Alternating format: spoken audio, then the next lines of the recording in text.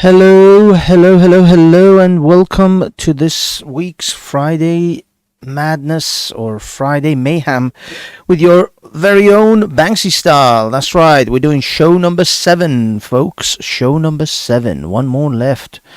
And that is all she wrote for the Friday ones, at least my Friday ones. I don't know about anyone else taking over this Friday spot, but we'll see.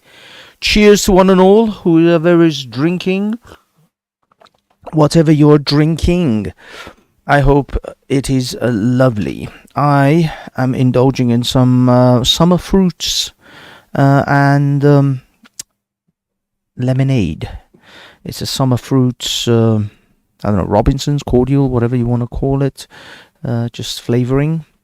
And we have man like H in his house, roller skates. Not this week.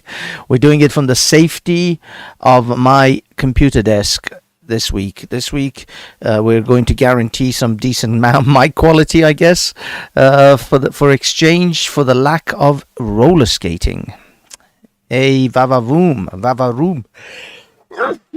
Excuse me. This room must be dusty, or I'm coming down with a cold. I don't know, but we'll see. So yeah, how's everyone? I hope you're all having a wonderful Friday evening. Sorry, another sneeze is coming. Oh, hold on. Ugh. No, it didn't. You know, it's one of those ones where it feels like it's a sneeze, but it doesn't actually follow through. So, how is everyone? Buddha Bing in his house, Shavitz in the house, OYEUK in his house. Yeah, big up to everyone in the house. Big up to you, one and all. So, what are we doing, kids? What are we talking about? We're going to cover a controversial topic this show. And I've actually been looking for an article by the Washington Post, which Ben Shapiro covered, which unfortunately I'm unable to locate his. I was going to kind of do a response video to Ben Shapiro's response video. Unfortunately, Ben Shapiro reacts to Biden's remarks, the craziest leftist reactions to Roe v. Wade. Goodbye, Roe v. Wade. Ben Shapiro breaks down the media's gun control lies. You see, I just can't find it. The true horror of Planned Parenthood, abortion, evil, no matter what. These are the terrible, terrible cases for abortion that these people are trying to put forward. Terrible cases for pro-life that these people are simply taking away people's choice, people's freedom to choose. Jordan Peterson banned. Dems bombshell witness. Yes, they are coming for your kids. Democrat presents I just can't find it. I don't know whether maybe they've taken it off after he did the reply to it. See, the problem is these guys, they don't stand by their words a lot. They kind of say certain things and then they remove the videos. So I don't know if that video that he reacted to, this is where the rubber hits the road. Goodbye, road. The best argument for the existence of God, it's called reading the Constitution. This is just the beginning. Layla Rose and Ben Shapiro. Roe v. Wade overturned. Yeah, it's just, I don't see it. I do not see the article that he was talking about. But anyway, the right wingers have been losing their collective shit, at least in America. This is, by the way, this is a very American centric thing that we're going to do tonight, because clearly in Europe we have, abortion is perfectly legal, as well as not only that it is legal, it is in some cases even tax funded or covered by the NHS, depending on, I believe, your particular case. Sorry, I have to move my testicles. Now, just a sideline, and this has been on my mind for a long time. As you get older, I know that your testicles, get longer. For whatever reason, nature obviously knows what it's doing, and it must know that in a few years' time I'm going to need very large testicle sacs to deal with whatever is coming for me in my later years. I'm not sure why this is happening. Long ear, nose, and hair nose as well is somehow going to tie in with the kind of defensive measures that I need to take against any predator out there. Apparently, long ear, nose, and hair nose is going to have to deal with those eventualities, and a large testicle sac is necessary for some reason. But anyway, as I get older, I have found that I'm sitting on my testicles a lot more than I used to. Now, I know occasionally, tight jeans or whatever you're wearing, you get it crushed. Now, this used to happen to me a lot when I was riding a motorbike. I don't know about you guys, but there is nothing more harrowing than having to endure the pain of accidentally moving and sitting on your own testicles on a motorbike, in which you can't stop for several potential minutes until you get to the next traffic light or a potential stopping moment where you can readjust. Imagine the pain of having to have sat on your testicles, but you can't actually really move much or adjust it properly because you're riding your motorcycle and at high speeds. It's a thing that I would not wish upon my worst enemies, and occasionally that does happen. So anyway, I digress. Good evening, Angel Moon. Good evening, Yeti, and everyone else who's joining us in the chat. I'm just basically burning some time in order to get more people in before we get into the meat and potatoes of the abortion argument. Now, off the bat, I will give you my particular position, and my position is that I am pro-choice. I'm not necessarily pro-abortion. I am pro-choice to have an abortion. There is a difference, and this is something I think a lot of people have to kind of come to terms with, because a lot of people who, it's such a polarized argument and such a polarized world all the time, where you can be if you're pro-choice, that means you have to allow women to have abortions at 9 months, which is harrowing and unbelievably insane to me. I mean, how is that even remotely allowed? And yet on the other side, if you're pro-life, then that's it. You have to have no abortion at all. You have to just ban abortions, which is again to me ridiculous, because abortion is a technology that is available to us, just like many things, many technologies that are available to women and men. In this case, mostly applies to women or those who have wombs. The old women, the old battle axe women, the old school kind of women with wombs and breasts capable of carrying children. Not the new women. No, the new women are great.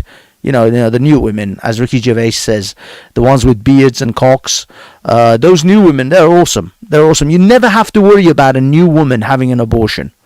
New women never have to have abortions. In fact, this is the irony, that the right, who is actually absolutely against abortion, are totally against homosexuals and the new women with the beards and cocks. Who has less abortions than the homosexuals? The homosexual category or the community has the least amount of abortions. How many abortions can you put down to the homosexual community? I would wager almost zero up until maybe recent years. I mean, it was practically non-existent. How is it that the homosexuals are, I mean, you would think that the homosexual community and the right-wing Christians community would be natural allies in this, and yet they're still at odds with each other. So, I don't know. Exactly, Angel Moon, the woo man. The woo man. So, yeah. I don't understand why the right-wing Christian lobbyists are so against homosexuality, because, you would think if they're pro-life and anti-abortion, they would actually be all in with the homosexuals. I actually posted a meme, which I created myself. Didn't get much traction. I don't know, maybe it wasn't good enough. But it was a play on actually George Carlin's old jokes about chickens. How is it that when it's a woman, it's an abortion, but when it's a chicken, it's breakfast or an omelette? So yeah, I also created a meme according to that myself. Let me see, where is it? I posted it. I posted many things. Here we go. Let me see if I can share this one with you guys. I made this. I made this myself. Actually, you guys can't actually see the top half of it. Let me see if I can zoom out. Can I zoom out? Ah, darn it. Can't actually zoom out because of the tubes. Oh, hold on. Let me readjust and re-edit. Oops, not that one. There you go. Yeah, because this is a fetus of a human being, and the other one is a fetus of a sheep. So yeah, this one is the one in the darker sort of orangey red is a precious life that needs to be protected at all costs, whilst this one is just lunch. I find it hilarious that meat eaters, especially meat eaters, are so furious about pro-life, because we all know nobody means life as in all life. We mean some life. Eggs we eat are not fertilized. No cockerel involved. Well, yeah, but we do. I bet you eat a nice chicken. I bet you enjoy a nice KFC occasionally, Angel, or maybe a bit of lamb chop or a pork chop or a nice beef burger. Most of those were walking around at some point. Most of them were life at some point. In fact, they were very much conscious life, in which we happily eat and slaughter. So I as I said, I think the argument for this pro-life is actually there should be a caveat pro-some life, because we clearly don't consider all life as totally precious. Exactly. So some life is really what we are dealing with here. I mean, I'm sure nobody loses any sleep. Hold on.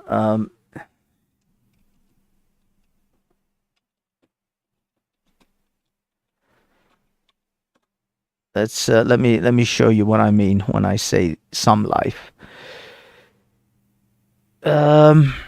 Such as this. You see this? This is a wedding that became a funeral when an American drone strike hit a wedding in Yemen. When an American drone hits bombs and kills a bunch of people in a wedding in Yemen, that's just collateral damage. I bet the drone operator drone strike that wedding and then went straight to lunch and had that lamb. Went straight to this and had that, and didn't even get a bad night's sleep over killing all those people in the drone strike, because that's collateral damage. You see how many ways we have to justify killing? So really we just mean some life. We don't even mean all human life. That's the irony. We don't even actually mean all human life. We just mean some life. And those lives are on a spectrum as far as our moral compass is concerned. Let's be honest. Let's call it what it is. Those lives are on a spectrum of importance. If a European, I remember this distinctly when Belgium, there was a terrorist attack in Belgium.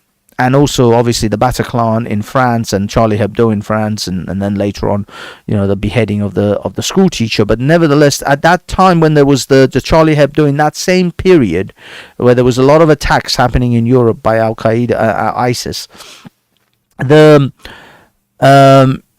what's it called? There was an attack in Belgium, and I remember my Facebook all blowing up with Belgium flags. There was Belgium flags everywhere. Everybody virtue signaled the Belgium flag. Oh, I can't believe they had a terror attack in Belgium. Let's change my little avatar to a Belgium flag over it. But you know what? In the same month, I'm sure it was in the same month. I don't even think it was only a matter of a few weeks apart. There was another suicide bombing in a Turkish train station. In Turkey, another ISIS member, not ISIS, terrorist, blew themselves up in a train station, killing women and children, just mayhem, slaughtered a bunch of people. In fact, there was some video footage of it as well. Do you know what? I didn't see one single virtue signaling cunt put a Turkish flag over their avatar. That was the light bulb moment for me. That okay, so this is how that goes, right? Belgium, and when the Belgic get killed in a terrorist attack, everybody wants to virtue signal that, but not when a bunch of Turkish people get killed. Well, they're just Muslims, right? They're just a bunch of Turkish people. They got killed. They're not important enough for me to change my avatar to a Turkish flag. Hell, I don't even think Facebook even offered one of those avatar sort of flag, I don't know, layers or whatever the hell it is that you can put, filters that you can put over your avatar. I don't even think they even offered the Turkish one. There was a Spanish one, a French one, a Belgic one, not a Turkish one. Didn't see a fucking Turkish one on that day. So again, I circle back. Some life matter. Not all lives, clearly, and not all what do you call it? Not all human life even seems to matter. Hell, the poor African Americans in America had to start saying our lives matter too, like Black Lives Matter. Although I'm not particularly in agreement with the Black Lives Matter sort of industry, if you like, or the corporation that is very, very deceptive and has many ulterior motives, but the message, Black Lives Matter, I never disagreed with that. I thought that was 100% on. It's like, could you please stop killing us because our lives matter too? And yet, there they are beating their chest, the right-wingers, over fetuses. Fetuses are so important, so important. But it's okay if a police officer guns him down in 20 years, though. In 14, 15 years, when this little fetus grows up to be the wrong demographic, it's okay if they get gunned in the street. Or if this fetus happens to be born in Afghanistan, or in Turkey, or in Iraq, or in Yemen, it's okay to be drone strike down at a wedding. As long as, the fetus, as long as that fetus doesn't grow up in Yemen and gets killed at his wedding, it's okay. It's okay. That's a precious life that we must rescue at all costs. Just don't grow up in Yemen, though, little fetus. If you accidentally happen to have been born in Yemen, I don't think an American's going to exactly lose sleep over your body parts being spread across a wedding, floor, a wedding reception. So this is what I mean, man. This is such just virtue signaling, I believe. That's all it is. To me, it's just this right-wingers screaming about abortion and precious lives. This is just virtue signaling, because none of them actually want to save any of these lives. I mean, you don't see these women queuing up at Planned Parenthood saying, "Have the baby, I will adopt it." I mean, 90% of these women who talk about abortion is terrible, they haven't adopted one child. Like, if you go, just ask any of them, have you ever had any of these fetuses taken out of the mother and implanted in you, so you carry it the term, and maybe you can then raise it. You in fact give birth to it if you catch it early enough. If not, let the mother have it, and then you sign all the papers to adopt the baby. No adoptions, none of that. Just abortion is bad. No actual aftercare on this one. I mean, don't get me wrong. This is the madness. This is the madness that has led to this. This is why this situation with Roe v. Wade, I'll be honest, the fault lies squarely on the shoulders of women, of the left. Leftists did this. This is your fault that this has happened, because you allowed this to happen. What's this? With all the things available these days, the pill, the morning after, etc., there should be no reason to for abortion, let alone after 15 weeks. Well, I mean, I agree with you to some extent, Victoria. There shouldn't be any reason. There is plenty of ways to stop abortion, to get to the point of abortion.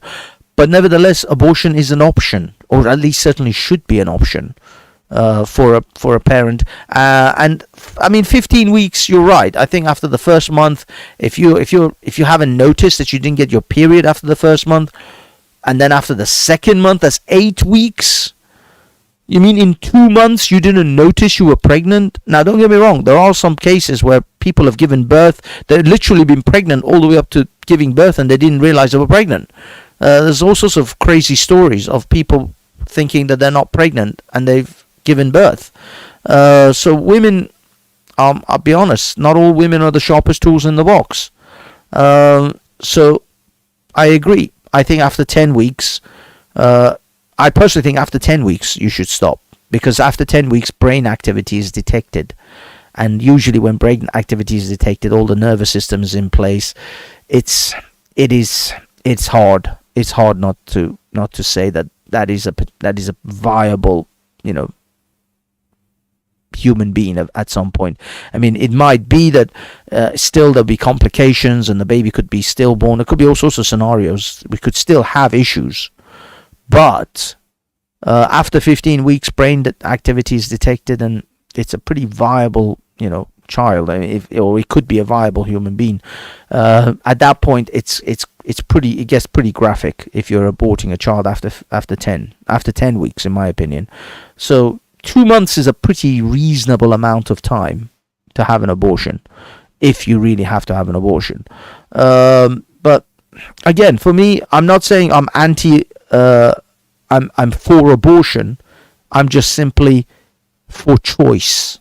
I'm against banning things. Prohibition on things have never proven to be good. Look at the prohibition on alcohol in America. Look at the prohibition on abortion in the past, where women were dying in alleyway doctors, in putting coat hangers up their woo-woos,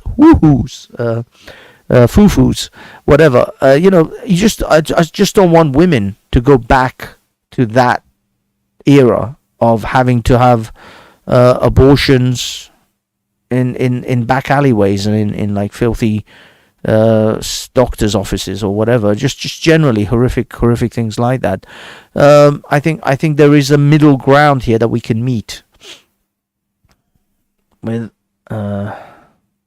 Some are better off with postnatal delayed abortion. I don't know. I mean, as I say, I think it is better to have to avoid having an abortion, but nevertheless, it is a technology that's available to us, and I think that I think it is what it is.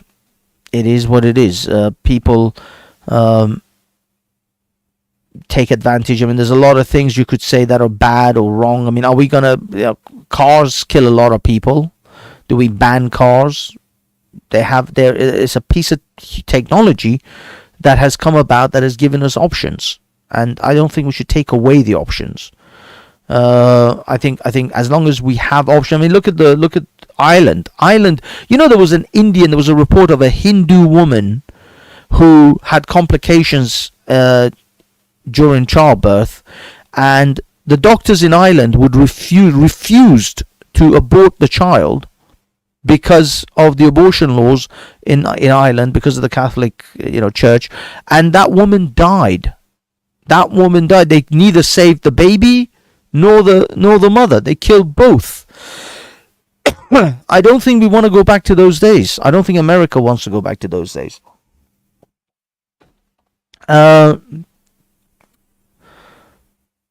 Well, yeah, but Angel Moon, I know women have options, but there will be women who will go back to the coat hangers. I promise you that. There will be women who will throw themselves downstairs in places like Mississippi, Texas, Alabama. I don't know, the places that have automatically banned it. Those very conservative states. So I'm sorry. It's not that the morning after pill. There are times where women just don't even realize the condom broke. There was a hole in the condom. There's even, women can get pregnant from pre-cum. Women can potentially get pregnant from pre-cum. So that's like when they're just foreplaying. If the man accidentally has some of his seed on his fingers, he may actually impregnate a woman. There's this crazy situations can happen. So it's not that women always know when they may have got pregnant through a sexual activity. The U.S. is not banning abortion. They are letting the states. I know. I'm not saying this. They're banning abortions in all of the United States, but the fact is that you do realize, Base Welshman, that the certain states are as far apart from each other as we are to Italy. Italy is closer to us than a person in Mississippi and California. So for a person who lives in one of those states that the abortion has been banned, it is as far for them to get to a state that has a legal abortion as it is for you to fly to Italy or France, or in fact further than France, Belgium. What am I talking about? Romania, Slovakia. It's further. It's closer for you to go to Slovakia or Hungary as it is for a woman from Mississippi to go to California or New York. The fact is, as I said, not everybody knows that they've conceived. Not everybody knows that they're going to immediately take the morning after pill. It's not just like an immediate thing.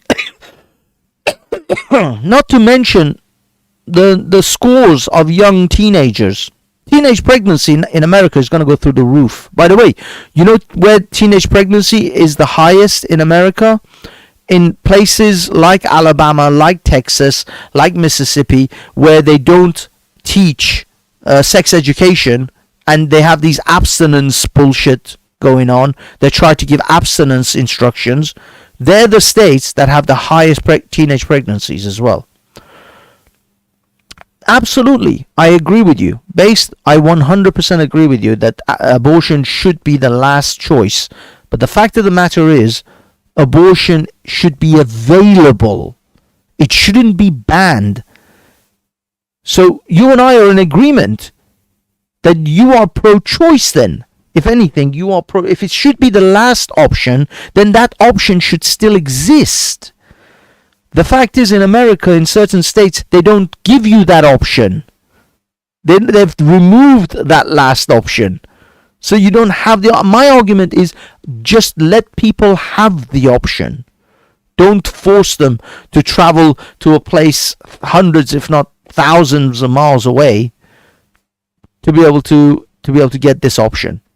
Give them the option. Women are going to be traveling to Mexico now to get abortions. If they're in the south, they're going to have to travel to Mexico. If they're in the north, they're going to travel to Canada. These are the things that the barriers you put in front of women, and women are going to have to jump through these hoops now. Have an abortion in a different state. Reanimate. That's what I'm trying to tell you. No, I said thousands. I said hundreds of miles away or thousands of miles away. You're conflating. I didn't say hundreds of thousands of miles. Thousands of miles away or hundreds of miles away. But either way, they may have to travel a very long way, and that's for those who can afford to. Those who can't, those who find it for whatever reason impossible to travel, then you, as I said, you're gonna get. Women are gonna die from this. I promise you. Women are going to die from this. You're going to hear in the years to come, ex-woman died because of complications during, running up to in the third trimester, and Alabama state has banned abortion, and so the woman wasn't able to make it to a hospital in a state where they could have an abortion, and so she died. This happened in Ireland only a few years ago. I remember, I don't know, it was 2000, like I don't know, it was like 2014, 15, something in that period, when abortion in Ireland was still illegal. A Hindu woman who has nothing to do with Catholicism. The doctors would not abort the child, and the woman died. And that's what happens. And that's what's going to happen in the United States. I promise you, women are going to die. But let's wait and see those reports come in. You're gonna put fully grown adults with minds of their own, with their own life and experiences. You're gonna put their lives in jeopardy because of your personal moral virtue signaling. Because again, going back to the top of the thing that I was saying, this is not about saving any life. This is about saving some lives that you feel a little bit thingy. This is basically virtue signaling from the right. That's what I'm saying. I've got actually Based Welshman in the line. Okay, Based, let's see what you have to say. Big up, Based. Virtue signal. How are you doing, Banks? I'm alright, man. I'm alright. It's been a while. How's things? Yeah, but in the last couple of weeks, I've had quite enough of this virtue signaling bullshit I hear on panels. Whose panels? Yeah, a lot of like auditing panels and stuff. I've been getting people like Henry Crinkle, I don't know if you know him, saying that, saying things comparing abortions to me not having the jab. Well, there you go. I mean, a lot of women. I mean, this is what the right has been beating the left over the head with. My body, my choice. Right? What happened to my body, my choice? Like 2 years ago. Yeah, there's a very big. Well, we can all say that because the left have been screaming about my body, my choice until it comes to vaccinations, of course, haven't they? And now they're back to my body, my choice. Which way do you want to see it? Exactly. That's all I do know is that if I don't have a jab and I've got natural immunity, according to all the evidence I've seen and read, right, I have as much or more protection than if I was jabbed, because natural immunity is stronger, right? Apparently. So of course, I'm supposed to put people at risk, but at the same stage, I can guarantee you one thing: an abortion kills a little precious living being. It'll kill it. Sure. Me not having a fucking jab might put Mr. Patel at risk in the corner shop, but his job puts him at risk. Full stop. Well, no, I mean, generally, no, that's fine. I'm not even going to debate Mr. Patel's life being at risk, maybe or maybe not, by you being jib-jabbed. But this thing about killing a life, I presume you enjoy meat. I know your dog definitely enjoys meat on a regular basis. I presume you've had lamb and chicken and beef in your time. So I guess precious life isn't that much. You weren't exactly losing sleep over the last hamburger you ate. Yeah, human being. Okay. So now we're going. Next level, human beings. This is what I mean. This is what I was talking about. The precious human life. Do you want me to show you an image of? Do you believe that collateral damage is acceptable? You have to give me more on that, thanks. Collateral damage. You know collateral damage, right? Collateral damage. Collateral damage that happens. You throw a bomb in a war zone. Women and children get killed.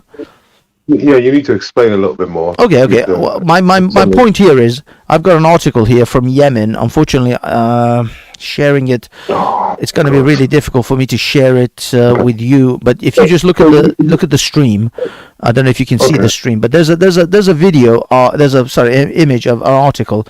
U.S. Marines, U.S. drone striked a wedding in Yemen. Yeah. How many people went to prison for that? How many people were punished or in any way at least ostracized? I mean, what happened to the people? There's a hellfire.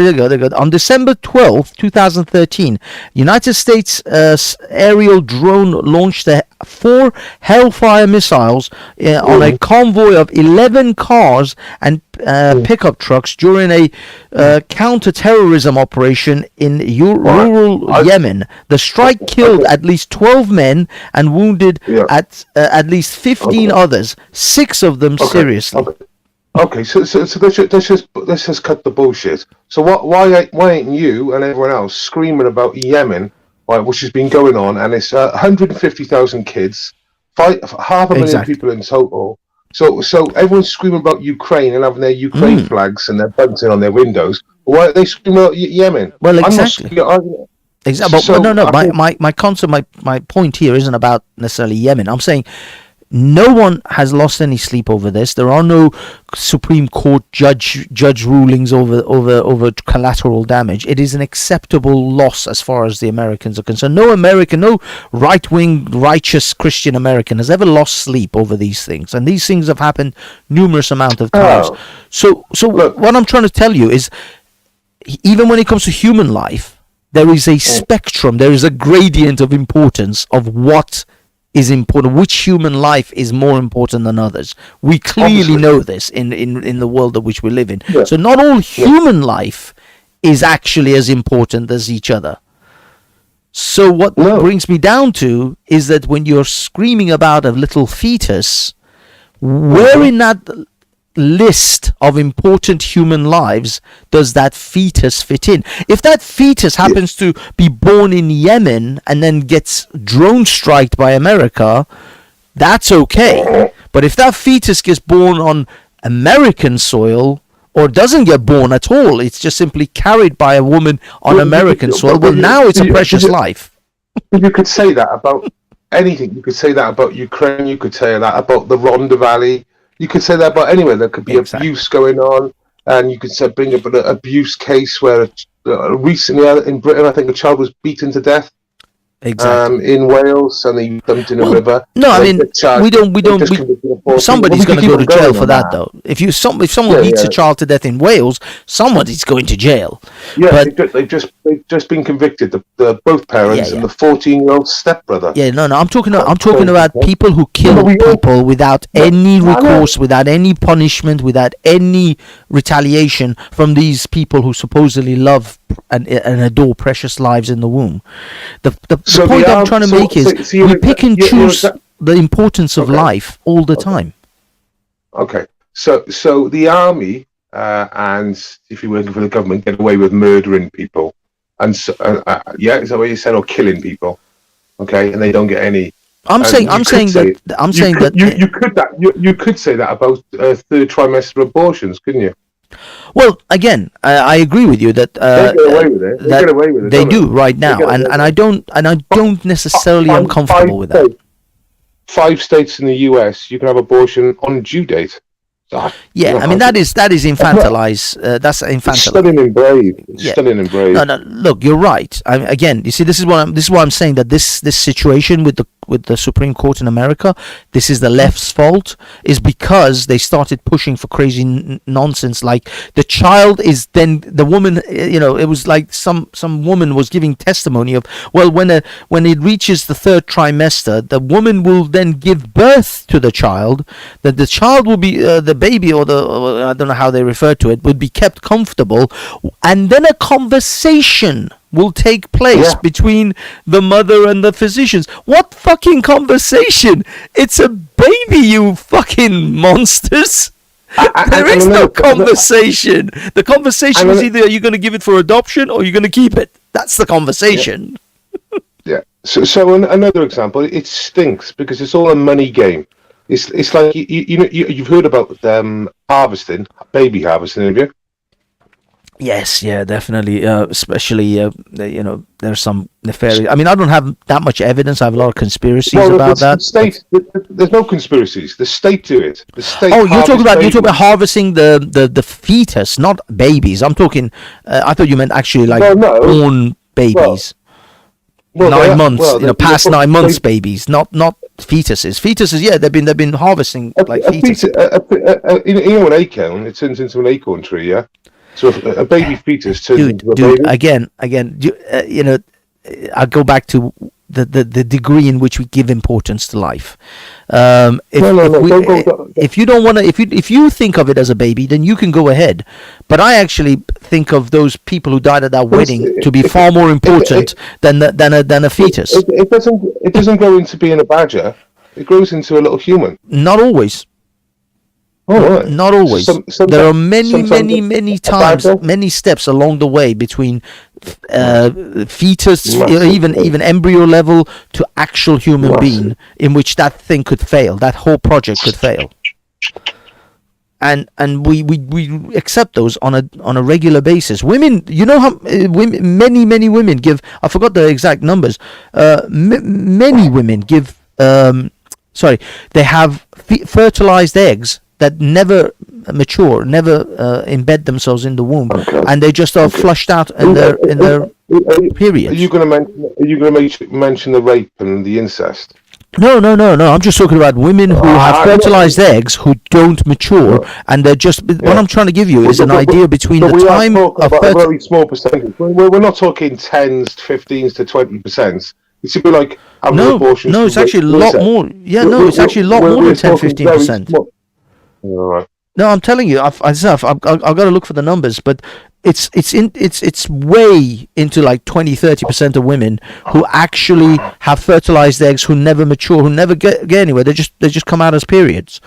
Women's eggs are fertilized on, especially married women or women who have sex regularly, are fertilized more often than you know. It's just not all of them. I mean, you know how hard it is with some women who can't seem to get pregnant. They go through IVF, they go through all sorts of things. A lot of their eggs are fertilized. It's just I mean, a friend of mine, for example, she had a blood disorder which would not allow her womb to create the blood clot that is required for the egg to sit in. You know, that blood clotting that happens so that the egg then sits in the womb. Her blood disorder wouldn't allow that to happen. So she had many eggs, but because she was actively trying for a baby, and she had many eggs that were fertilized that just simply went down the toilet. It's not like she's a serial killer. She's not a serial murderer because of it. It's just the physiology. But nobody's losing sleep over that. Nobody's screaming and shouting over that.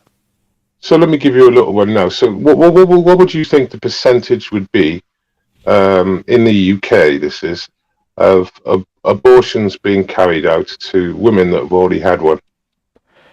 As in, they've had more than one abortion? Yeah.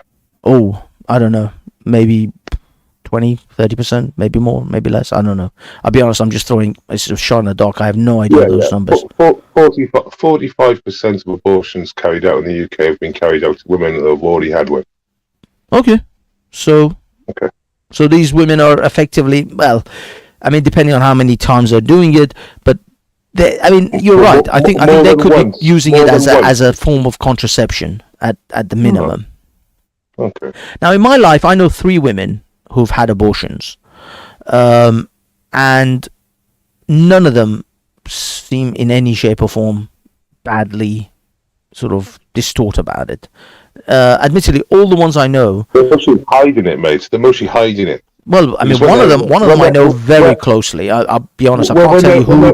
When they're in their 40s and they're childless, trust me, all those memories of putting out limbs. Well, one of the limbs out of themselves will come back and haunt them. Well, one of the women I know went on to have 3 children, so she did pretty fine. The other 2, I'll be perfectly honest, I don't know. One of them was actually an ex-girlfriend of mine, and apparently she had an abortion. Potentially my child. I don't know. At least I heard that through the grapevine. She didn't even tell me directly. But to be honest with you, I'm not any worse for it, and I don't think she is either. But again, that was like 30 years ago, so I lost touch with her. But nevertheless, what I'm saying is, at the time, at least while I was in contact with her, she never seemed to be like somehow distorted or depressed. Okay, but let's move this back to America then. So, you know, Planned Parenthood. You heard of Planned Parenthood? Yes, yeah, I know the organization. Yeah, I know, and I know their history as well. So you know Margaret Sanger? Yes. Yeah. Well, no. Go ahead. Tell the audience, those who don't know. Go for it. So Margaret Sanger, who set up Planned Parenthood, was an open KKK member that believed in controlling the American African population because she believed they bred too much, I believe. She had confirmed support of the Nazi Party. Is that correct as well, Banks? Not 100%. I'm not. It's that period. Yeah, some people say that. I'll be honest. I don't know. I don't know the details of how closely she was. And of course, she was a Democrat. She was a eugenics for sure. Yes, and she was a Democrat as well. So it's just funny that the working class Black Americans in America and working class Americans, full stop, but obviously the Black Americans, because Planned Parenthood targets those people. And if you there's 1 million abortions a year in the US, and like I said, if you see a black woman pregnant in New York, she's more likely to get aborted than have it. Yeah, apparently, yeah. That's just the reality in it. And apparently, the Planned Parenthood facilities are available in sort of black neighborhoods and black communities more than they are in white communities. But then again, you see, Planned Parenthood offers many other services than just abortion. So, I know. But they do. They offer pap smears. They offer regular checkups, and these things are offered for free in a country. Shall I get the percentage of what they do with it? Because it's what the left say. The left say, oh yeah, but what about rape and incest? Oh yeah, but Planned Parenthood don't just target abortions. They do loads of other healthcare issues. And yes, they do. But if you look at the percentages, it's abortions they concentrate in. You know, they've got to put other shit in there because otherwise it'd be too fucking cutthroat, if you know what I mean. Maybe, or it might be too obvious of their agenda. But what I'm trying to say is that the argument in opposition to just the fact that Planned Parenthood is in black neighborhoods to abort black children, the opposite. I'm trying to just simply steelman the argument, or at least give the opposite, the opposition's argument, which is they offer a lot of free services to women in a country like America that doesn't have a national health service. But the thing is, in a country like America that doesn't have a national health service, poor people have to either be insured or they don't get medical treatment. And so these treatments, these other things that Planned Parenthood offers, that's a figment of your imagination as well. Once again, that no one in America has doesn't have insurance. You're telling me if you break your leg now, you crash your car, they'll fucking throw you out the hospital on the streets. Is that what you're telling me? No. What they do is they'll take you to hospital, they will treat you, and then when you get home, they'll send you a $20,000 bill. So you're a tramp. You're a tramp. You've just been hit by a car. You've just been hit by a car. Right? You smashed up. You go to hospital. What do they do? No, they'll give you treatment up to the point. But the thing is, if you need, for example, extensive physiotherapy, you're never going to get that. If you need to stay in the hospital more than a certain number of days, they'll just literally turf you out. So they'll give you that immediate treatment so you don't die, but they won't actually give you care. This is the misnomer, but people think that, oh no, they won't not treat you when you go to hospital. No, they will treat you, and then they'll send you a giant bill. And if you're homeless, they will simply give you enough treatment for you to survive, but not aftercare. Not if your leg is crushed and you need physiotherapy for months later. Not if you've got some kind of cancerous type disease where you need months and months of treatment. In fact, there were reports. I mean, it was actually in that Michael Moore movie Sicko. The guy chopped off 3 of his fingers in a saw accident, work accident, some sort of accident in his shed or whatever, and he couldn't afford. His insurance would only give him enough money to have 1 finger replaced, and he chose his wedding ring finger. But that's what the insurance. Do you think in the NHS in this country they're ever going to give you a choice of which fingers you should save? No, they're going to save all your fucking fingers. Right. So what you're saying is that if you do, like I said, I know the answers to the question. They will take care of you if you've had a crash, whether you've got insurance or whether you haven't got insurance, and they will take care of immediate care. But yeah, long term they won't. But that's the true answer, not the first answer you gave, which is they'll just throw you straight out if you haven't got insurance. I agree with you. They do take care of you, up to a point. But what I mean is, this is emergency care. What I'm trying to tell you about Planned Parenthood isn't about emergency care. Planned Parenthood is about giving women regular checkups. It's about abortions. Well, yeah, again, as I said, a lot of people like to think that is the only thing that they offer. But they also I didn't offer... say that's the only thing. That's what they target. This is what this is about. Yeah, this is about what they're about. She told everyone that's what it was about. She said it was to control the black population. I mean, I think that's a definite quote. Look, I'm not going to say Margaret Sanger is she was some kind of angel, and she was doing this for the good of the blacks of America or anything. I agree with you. I think she had very nefarious intentions, but there are other things in play here. It's not a simple they are only here to abort black babies. I think that's a caricature. I'll tell you what's simple. Abortion should never have been federally sorted out. It should be done by the states, and this is where it should be. And it's got nothing to do with the Constitution. The Constitution has nothing about abortions in it. I agree with you. Again, I agree with you that this wasn't a constitutional issue, but the fact is that the reason the Supreme Court, I think at the time, felt they had to step in was because it was the United States. No, because certain states in the United States are going to, and they are going to do it now, ban abortion completely, and women are going to die. Now, in the years to come, this will be shown to be true. And women are going to die. Dude, I'm going to be honest with you. Women are going to die. Do you honestly think women won't die because of this? Do you think a million women will die a year in the US? Oh, no. I mean, it won't be a million. But what I'm trying to tell you is that because of this decision, they carry out a year. Do you know how many abortions they carry out? It doesn't matter. It doesn't matter because I don't put value on a fetus the way you do. Well, I don't. A million abortions a year. Yeah, I don't care. Okay. I honestly don't put that because you and I've just tried to establish a line of thinking that we all choose some life.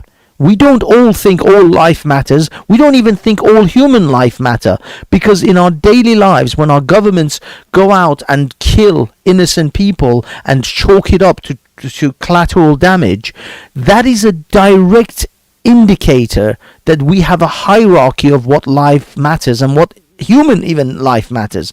We have a hierarchy, and in that list of important lives, for me, I'll be honest, a fetus that's in America comes beneath a Palestinian or a Yemeni child.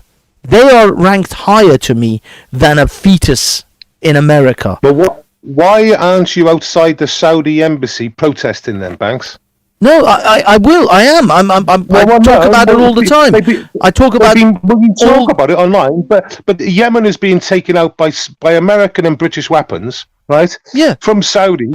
Right? And Saudi Arabia is despicable, and we support the Saudis. So why aren't you outside their embassy? They are an absolute dirtbags. Virtue signaling online. No. I'm telling you, they are absolute dirtbags. They are the Saudi royal family are fucking pieces of shit. The Saudi government is an absolute piece of shit. But dude, I've got my own shit to worry about. No, but everyone's virtue signaling about it. I would rather I should be outside the Iranian. If I really want to complain about asshole governments, I should be outside. I should literally camp outside the Iranian embassy in a tent 24/7. Unfortunately, the reality of life is I have to live my life. I have to earn a bit of cash to pay for all the bills for this computer that I'm using to broadcast through. So I'll do what I can when I can. But what I'm trying to tell you is that when it comes down to the hierarchy of important lives, human lives, I'll be honest, a fetus in an American woman's stomach doesn't rate higher than a Palestinian child or a Yemeni child or an Iraqi child or an Afghani child or an Afghani woman or a Pakistani woman. They just don't rank as high. The fetus is much lower on my list of lives I give a shit about. That's the only thing. The right tries to make out that this fetus is some almighty, the next Einstein or Jesus that's about to come to the world. It could well be. No. Why couldn't it be? Because I'll tell you what. Why is Jesus going to be born inside an American woman's body, whilst Jesus could have been born inside, who was born in the Middle East in the first place? And second of all, he might come out of Iraq. He might come out of a Yemeni fucking child who got drone striked. You mentioned a genius like Einstein, you said, so that's what why couldn't he be the next Einstein? Again, Einstein was a Jew who also came out of the Middle East. And by the way, in Israel, they have abortions. Isaac Newton. I mean, it doesn't matter who it is. But if a genius comes out, then dude, those are ifs and buts and maybes. I'm concerned with real human beings that are really alive who are getting drone striked and just blown to smithereens. Not only the governments that are blowing them up, those asshole terrorists that are also blowing them up. There is so many human beings that are being killed, living human beings. Conscious human beings who've been alive, who walk and talk. 1 million a year. More than a million a year. More than a million a year are being slaughtered. Yemen's being slaughtered for a couple of years now, and they're on about 500,000. But we have 1 million in the US alone, babies. How many people died during the Iraq era, or the Afghanistan era, or the wars in Syria, in Libya? How many people are dying right now? Literally, they're running into the millions. About what's aborted a year in the US, but about 1 million again in the Iraq, or about 1 million, maybe 1.5 million. So if we talk about 18 months of abortion in the US, that's it. We fucking met our match. So between the Iraq war of 1 million to maybe 1.5 million people, right? That's 18 months in the US on abortions. You're not doing good here. I still don't think those potential fetus lives are more important, but we've got another hot one in his house. Let's see what Banksy has to say about this. Hello, Mr. Prophet. How's it going? May the great drinker bless all of you, both of you. Even if you deserve a postnatal delayed abortion, even decades later, it's okay. That's my position. Are you saying, when you said that, are you talking about real human beings that are just gonna get killed 10 years later? I mean, I see people walking around age 40, 50 who I feel still deserve an abortion. An abortion. Postnatal delayed abortion. That's what I was speaking about. I see. I was like, what is he talking about postnatal delay? What the fuck is that? So you're basically saying some people who are walking and talking are just too fucking useless to keep living. Yeah. They became a fetus. They deserved a chance of life. Well, they got a chance. They ruined it. Now that you got to get them, check them out. Yes. They clearly did fuck all with it. Yes, exactly. So many, and we will solve the housing crisis. Well, this is the other thing. This is the other part of this that nobody seems to address. These 1 million children a year. Who's feeding and clothing and housing all these children that are gonna be produced? Where's the logistics of trying to increase? I mean, if America's but check this out. If America's population increases by 1 million a year, which it does on immigration alone, which it does on immigration alone, I thought that was supposed to be. Yeah, but the immigration isn't going to stop. That's just going to be added to the immigration. Well, this is my point. I thought, according to the lefties, we have about 400,000 a year coming through. But that's supposed to be an advantage for us. It's supposed to be, a bonus for the country. So now you're saying having babies and have a boost in the population is not a bonus. Well, it's like some people. Yeah, I'm saying that because I'm not a lefty. No, but Welsh, I'm saying that because I'm not a lefty. I want to hold immigration as well as all of those fucking 1 million newborns. I'm not in favor of both of them. Fuck that. I mean, just to put it into context, a child that's brought up in a family household has a far better result at the end of their sort of teenage life and then going into their adult life. Yeah. In a two-parent household, but okay, and I know it's not always ideal, and I know it's not always there, and I get that. But saying having children is bad for the country is just fucking clown world fucking speech. But the thing is that you are assuming that these pregnancies are all. First of all, if a woman wants to abort a pregnancy, that is an unwanted child. So we know that woman is not in a position to want that child because they want an abortion. So you're expecting, and they're not allowed to have it. So then you're forcing them to have a child that they don't want in potentially a single parent scenario. So you're actually, as I said, and I think this will show up in statistics in years to come, the single parent and teenage pregnancy rates or teenage parent numbers are going to go through the roof in those states that have banned abortions. That's going to be the counter result to that. So there would be all of these children with single parent, potentially teenage parents who are going to basically raise fucking misfits. So like I said, if like I said, you're in a relationship and all of a sudden your partner gets pregnant, it's not planned, it's not wanted, but you follow through with it, and then you have a baby at the end. Yeah. Do you think that person will regret having that baby throughout their life? Throughout that baby turns into a toddler, turns into a. The thing is, you think that everything's always rosy. Do you know how many parents resent their children, hate the shit out of their children? They feel that their children robbed them of the life they could have had. They got tricked by nature, Nature tricks people. But what I mean is, imagine being that child and then getting a child, but they're pissed with life. They're pissed with life in general. They're not pissed because they've got children. They're just fucking. No. They're pissed that child robbed them of a life they could have had. Yeah, and they will not say it. They will keep it silent because it's taboo as a parent disliking your child. But the fact is that those parents are going to. They may not say it in public, but they will express that through the way they'll treat their child, because they will always have resentment for that child, and they'll look at that child with an eye of what I could have done if I didn't have you. And then you get the next Elliot Rodgers, like the guy who shot up people whose parents were never there for him, and the Perfect Gentleman. You get more lunatics like that produced by parents who don't like their fucking children, and they don't feel love, and their sentiments and everything works through their psyche, and that child becomes. The problem is this is just like every. Government style policies, when the government gets involved and then doesn't actually think ahead or doesn't take into account multiple different factors. This is exactly the same. I'll give you an example of when governments just get involved in these types of matters and then they screw it up.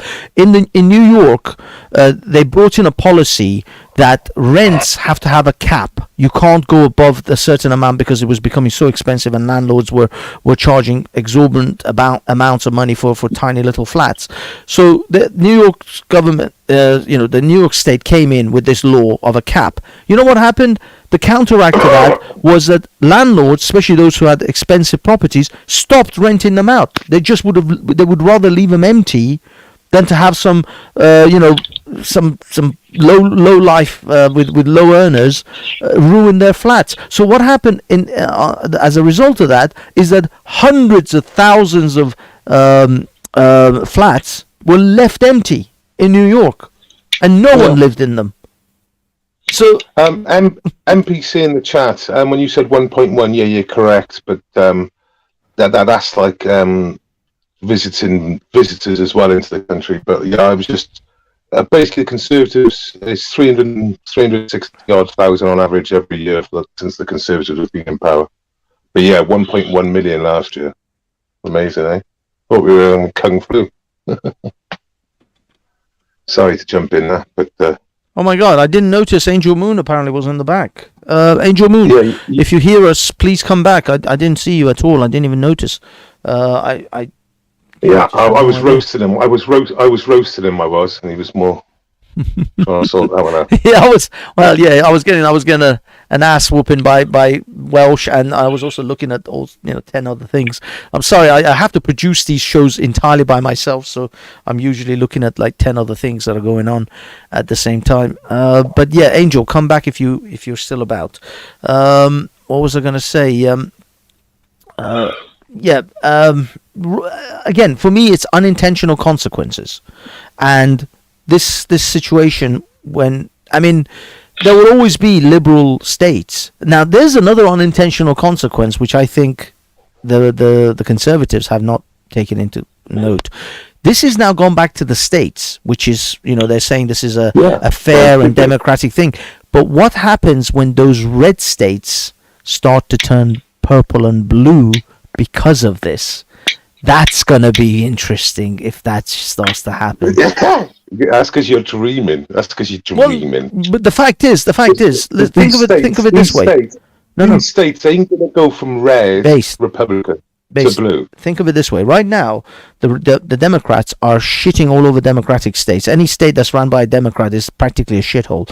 People are in droves leaving San Francisco, LA, all the Californian sort of states. A lot of people are left New York because of the COVID measures.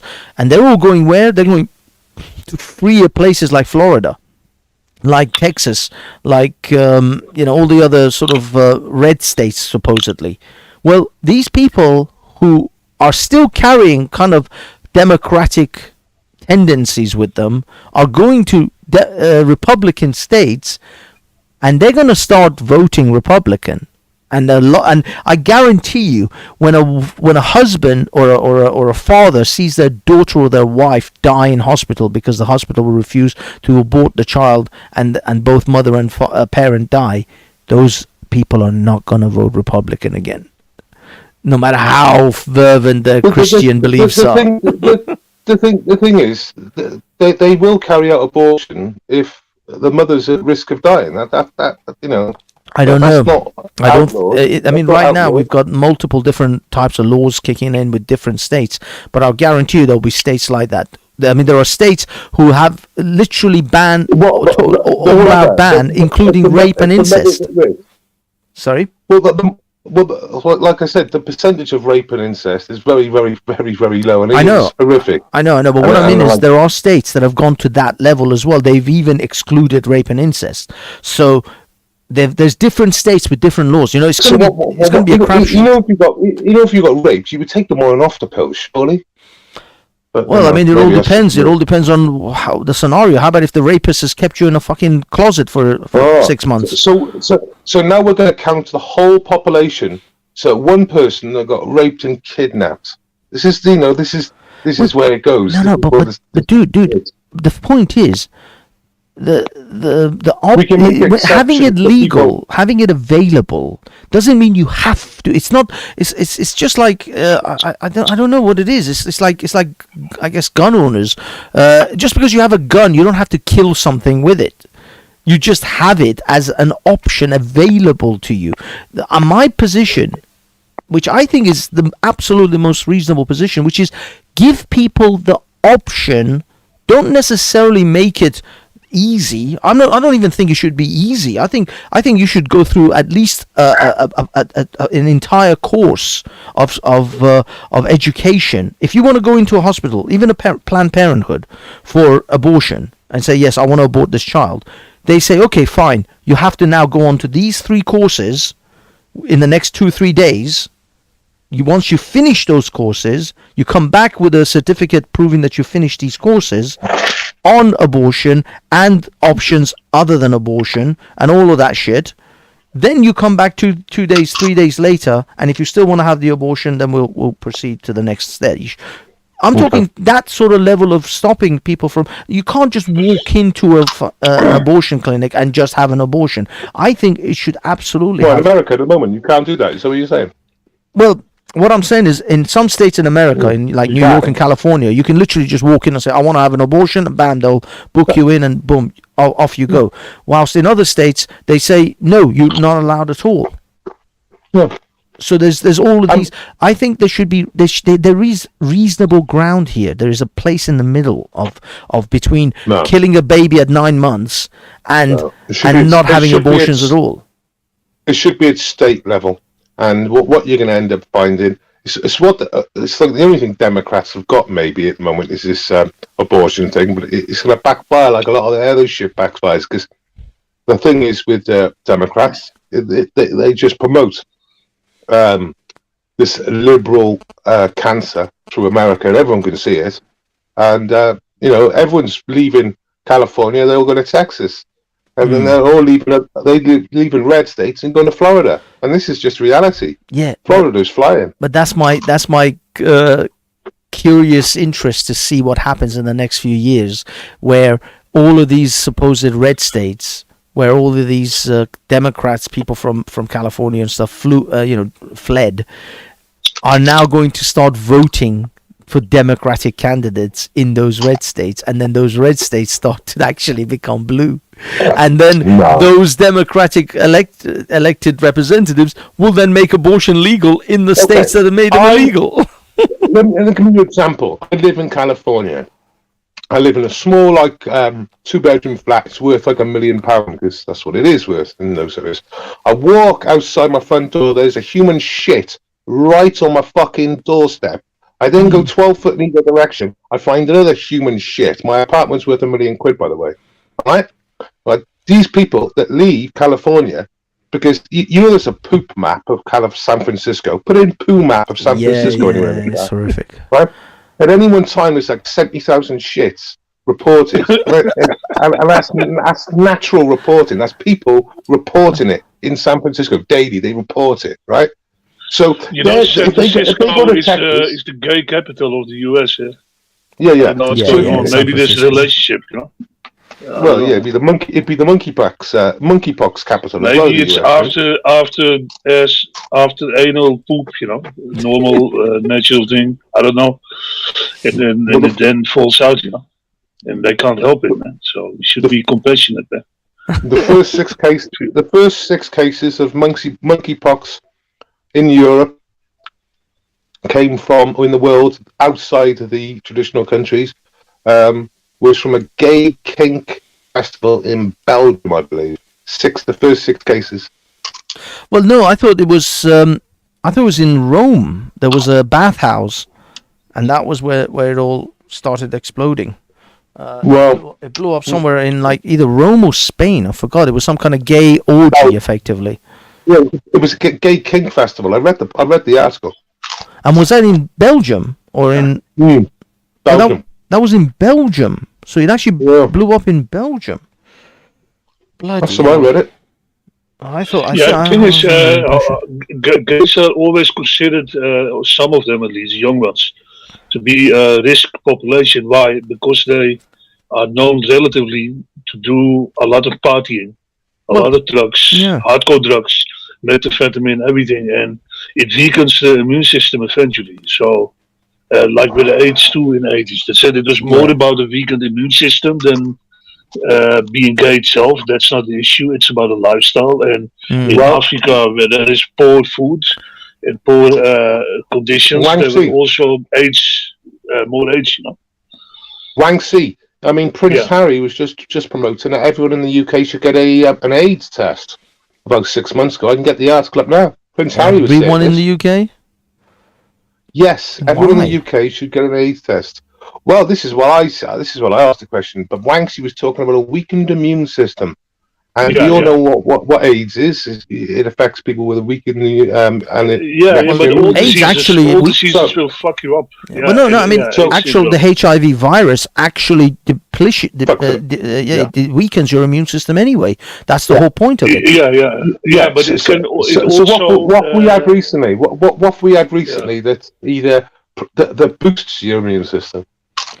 That boosts your immune system. Yeah. Well, preps your immune system up. Are you talking about an attack?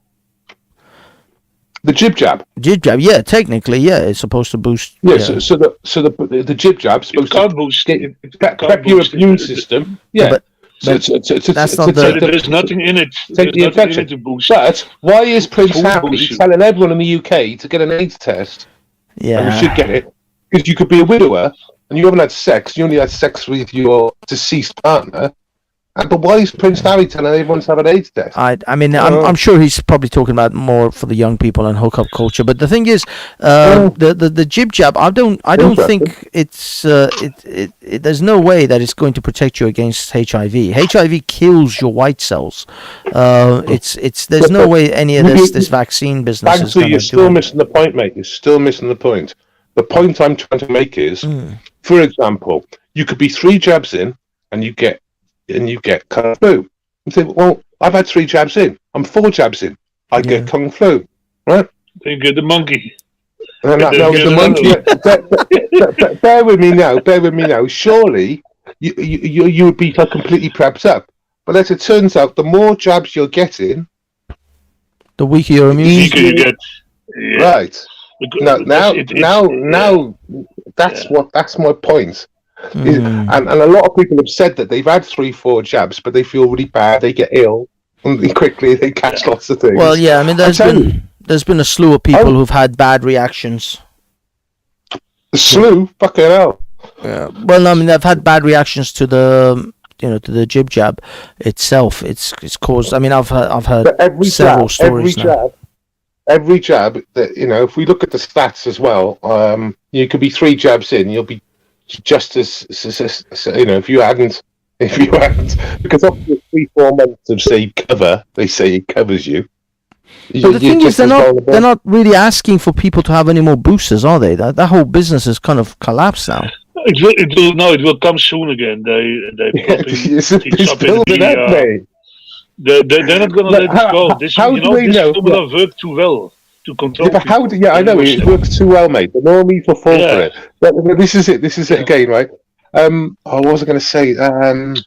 Oh God. This is. They're winding it up now, and they're saying, about infections. How do they know infections have gone up?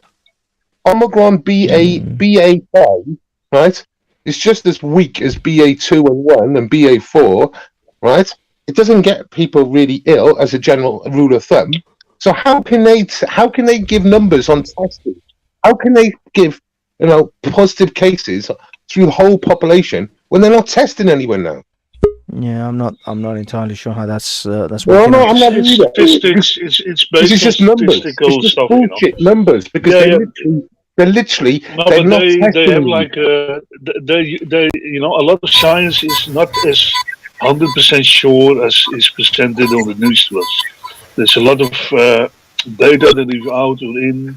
They make mistakes or they predict things. They're winding it up. You remember the prediction from the guy who got from that college? The guy who predicted millions of deaths. At the beginning, that's all nonsense. Gentlemen, I'm going to introduce the two new people on the panel. Just want to bring them in. Hello, Buddha and Angel Moon. Welcome. If you guys have something that you want to sort of throw into the pot here, by all means, feel free. Jump in. Yeah. Good evening. Hey. Hi, everybody.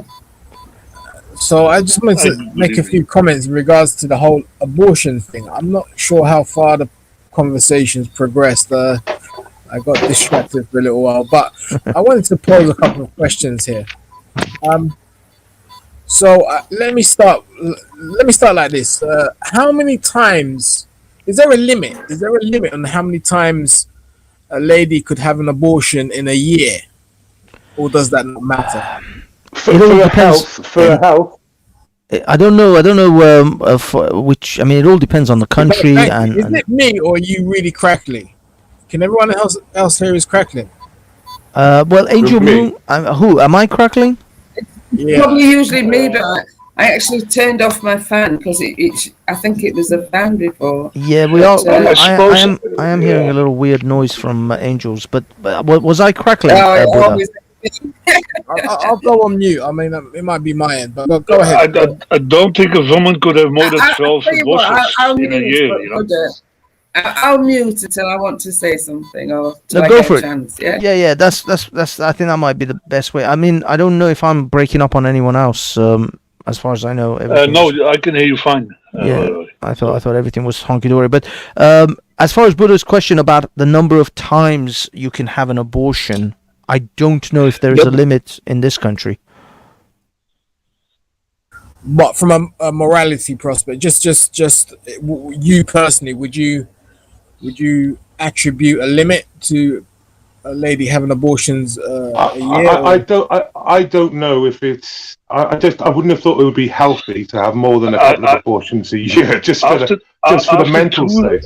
After 2 abortions, I feel a woman should be mandatory sterilized for life until she proves she can handle a child. Until she proves she can handle a child, being a good parent, do a test, thoroughly psychological test and everything, and then reverse the sterilization. But I believe everyone should be sterilized mandatory and only allowed to have children after proving they can be a human and build up a normal life, and then tests, and then you get to have a child, and you have to have a driver's license for a car. But everybody can have a fucking child and freewheel it. You know? Well, according to fuck around with it. According to a site called MSI United Kingdom, which I'm not sure what the MSI stands for, there is no limit in the number of abortions you can have via the NHS. At MSI UK, we know that each abortion is different and surrounded by a unique set of circumstances. I think these people are like an abortion company, but apparently there is no limit in the UK. Do we agree? You can't have more than 12 anyway. You know? Do we agree with that, or do we take a moral standpoint and say, well, actually, no, we can't agree with that? Just to make a poll. I don't really agree with abortions on most reasons for having an abortion. So I would say having more than 1 abortion a year is totally immoral. Okay, but 2 more questions.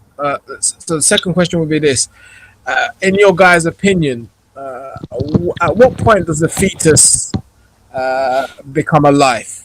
I don't know if you've discussed that already, but the moment the cells start splitting, it's life. It's always life. Nobody says it's not life. I think that's the misunderstanding or the way the question is proposed. At what point is the fetus alive? It's always alive. It's alive from the minute it starts dividing in cells. But at what point can we reasonably say that this is not this is worthy of effectively extinction because we don't consider it to be human life and we don't consider it to be a viable human being? It doesn't get as in at what point does that fetus get afforded human rights? I guess that's really what that's the question. It's arbitrary anyway, man. I mean, exactly. So for me, I would suggest this. I would say that the moment a heartbeat is detected, that would become classified, in my opinion, a human life. Prior to that, I wouldn't consider it a human life, and so therefore, with that logic, no, but it's flowering into a human life. If you let that's about 12. Yeah, but that's potential. That's not. Weeks. Yeah, but the thing is, that's potential. The reason I say this is because, for me, what's acceptable in an abortion. So, if you are to have an abortion, it would be preferable, in my opinion, to have it before there's a heartbeat detected.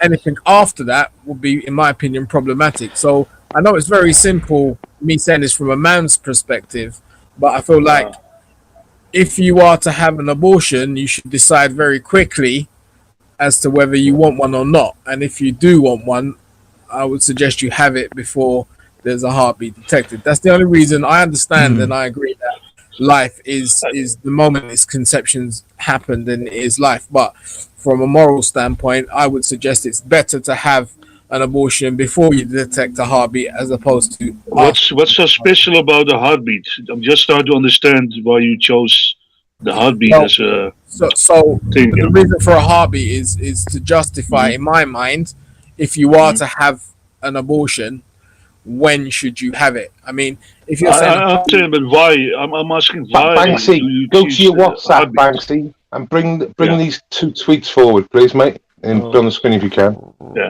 Yeah, Buddha Bing, I understand that you chose the heart, but I'm trying to figure out why you chose the heartbeat specifically to decide this and not something else. Well, what other indications would you use? I mean, I have no clue. I say it's arbitrary. You know, anybody can choose any. Somebody could say there must be genitalias. You know, there must be a dick over there, and then it's life. Some people say a central nervous system as well. Because you feel pain with it. But can you detect? Is it easy to detect brain activity in a fetus at any point? I mean, that's what's easier to detect. A heartbeat. Yeah, they can detect brain activity at 10 weeks. And so that's, for me, that is actually the cutoff, is 10 weeks, because they can actually detect brain activity. I would say less, but again, I'm only going by. But that's the thing. Actually, the heartbeat is actually far earlier than brain activity and nervous system. When there's brain activity, that indicates actually, I mean, that's going to have a full nervous system. But you can't have a heartbeat without a nervous. Hold on, you can't have a heartbeat without a nervous system. No, you can't. No, the nervous system sends the sense of pain and make stuff. It move. No, the nervous system develops along the way, but the heart simply pumps blood through the veins, so it has a ventricle system, like a vein system. But to make the heart pump, like it is a muscle, you need nerves to send electric signals to pump it. You know, to make it move. I think that's true. Yeah, I think you do need nerves. Yeah. So when does the heartbeat begin versus when does the brain activity? And I suppose, I suppose the nervous system could be in place, but it doesn't have brain activity. Yeah, you have different levels of nervous system. The backbone. They call it a non-response. I forget the name, but there's things that happen like breathing and heartbeat and stuff like that. Yeah, autonomous nervous system. But okay, look. Before I jump off, my last question. My last question would be this. Does the male have any say whatsoever in regards to the abortion? So imagine a lady goes into a nightclub, has a one-night stand, and the one-night stand is a multi-billionaire and comes from a good family and is able to provide and all the rest of it. Does the male have any say whatsoever in regards to the abortion? The male shouldn't have stick his dick in it at the first place. Unfortunately, I mean, the double standards here is that the man only gets to decide what happens at the point of sticking the penis in the vagina, and that could be at a drunken stupor at a one-night stand, and that is literally the time where he has to make this important decision about the rest of his life, whilst the woman gets like 1,000 options in comparison to the man to when she wants to be a mother. So at the moment, we live in a hypocritical world. I think personally we should do what I think it was Sweden or Switzerland, where the man can actually have a legal divorce, a legal abortion, in which he will sign off any parental rights to that child, and so he has no responsibility. He will have a legal abortion. I think that should be a thing for every man. I think it's because men are the biggest sluts, you know, and we cause all this shit, and then the women get to make the rough choice, and then the pro-life lunatics come along and saying it's pro-life, but then I say if it's based on God, your pro-life stance. Anyway, God, gentlemen, I'm going to God allows all these abortions. Okay, cheers, man. God allows Thank you, these Buddha. birth Thank you for coming. Yeah. Now, God allows these birth defects to happen, you know. I have the screen that you wanted to share, at least the images up for the show and for you guys.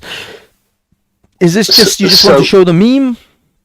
Yeah, so that's a good. I mean, it's a good meme if we can get to read it. I don't know if we can make it bigger. I can. Let me see. That's, to be honest with you, that's as big as it gets for me. Let me see if the site allows me to make it. Nope, I can't make it any bigger, I'm afraid. Okay. That's as big all right. As well, but basically, it starts at gay marriage and it goes all the way down to choosing your gender. That's the slippery slope. Choosing the gender of your children. You know what I mean? This is where it goes. And then the next one is the Portugal one, which is quite interesting. So if you've got the dates there, Banksy, I don't know if you can see the dates there. The dates are September 30th, 2021, at 6 a.m. Yeah, so it says Portugal nearly run out of people to vaccinate. What comes next? A year later, 2022, Portugal still running the highest COVID cases count in Europe. It's the 6th of June 2022. What's that, a year later? Yeah. So, well, no, it's not a year later. June. That's September, 30th of September. But 8-9 months. Well, it takes like 14 days according to them, doesn't it? It takes 14 days to be protected. But How come they've got all these? I don't understand. How is it that they've literally vaccinated everyone? Well, that's what they were saying there. You can check it up yourself. I mean, I've got loads of these. I've got loads of these. You've heard about sudden death syndrome now, or SADS? Is it sudden something death? If you go on my community page, you'll see loads of these just simple headlines. I mean, look at all the soccer players falling down suddenly, the young ones. That's weird. Well, who's heard? There was, I'll get it now. I think it was a Florida tennis tournament 4 months ago. Had 17 players collapse and pull out during the competition. Yeah, when did it ever happen? Decades and decades. It never happened. Well, I never heard of this. What's it called? Sudden acute death syndrome or something it's called, where people just drop dead. I've never heard of this before, and I keep on hearing about it. I mean, they say that the jab fucks up something with the heart system, with the blood pumping, and and if you do like a professional sport, you're going on a high level, and you already in overgear, and you have probably a lot of medicines, steroids, and other crap pumped into you always. So they're like the homosexuals, the top. Well, you are. I put one on. I nicked this again. It's breathing too many times a day could raise your risk of having a deadly heart attack. And I put down farting too many times a day will cause the next heart attack. Is it serious? Breathing too many times? Go on my community. Go on my channel. Go to my community page and scroll down. You'll see loads of these headlines. Be careful, people. There's warning. Living will eventually kill you. Yeah, I got another one here. I got another one here. Doctors in Australia are developing the country's first SADS registry after an increase in healthy young people dying from sudden adult death syndrome. And it says sudden adult syndrome. It says but they have no clue what it is. They call it sudden death. It makes the most sense. They don't have to look deeper into it. They just put up a label and then afford. That has become a bit of a messed up thing. Sudden adult death syndrome is and in Australia they're like, we have no idea what made this happen. Really? You have no idea? I have a few ideas. I mean, they tested it on the protesters, by hitting them with batons and see if they had SADS or not. This is another one from Daily Mail Australia. Healthy young people are dying suddenly and unexpectedly from a mystery syndrome as doctors seek answers through a new register. And it's like, I just put down damn climate change strikes again. As long as if you don't call it caused by the jabs, you can, you can say anything and it's okay. The moment you point to the jab, immediately you get banned. Baffled. So eventually there's a logic, Whatever you can't openly criticize or look into as public, there's an issue there. What's going on there? Yeah? Why? I mean, I've seen many public health adverts, but I've never seen a British Heart Foundation advert of a perfectly fit 13, 14, 15-year-old girl running around a football pitch playing like female football or unisex football and then dropping like that. Wow. I've never ever, and I thought, what that happened about 6 months ago. Why would you, British Heart Foundation, do an advert to do that and to explain what is actually now happening? They're normalizing it. Like that's right. And the thing is, the condition these younger people had. So people say it happens. But Banksy, people say it happens, and I go, yes, it does happen. But why do they make it like it's normal? They're normalizing it slowly, the media over time. But what I'm saying is, people who have this heart condition, the specific one, the young ones who drop dead, that condition is normally used to be for older people and not young people. Yes. It was very rare or almost impossible for young people to have this.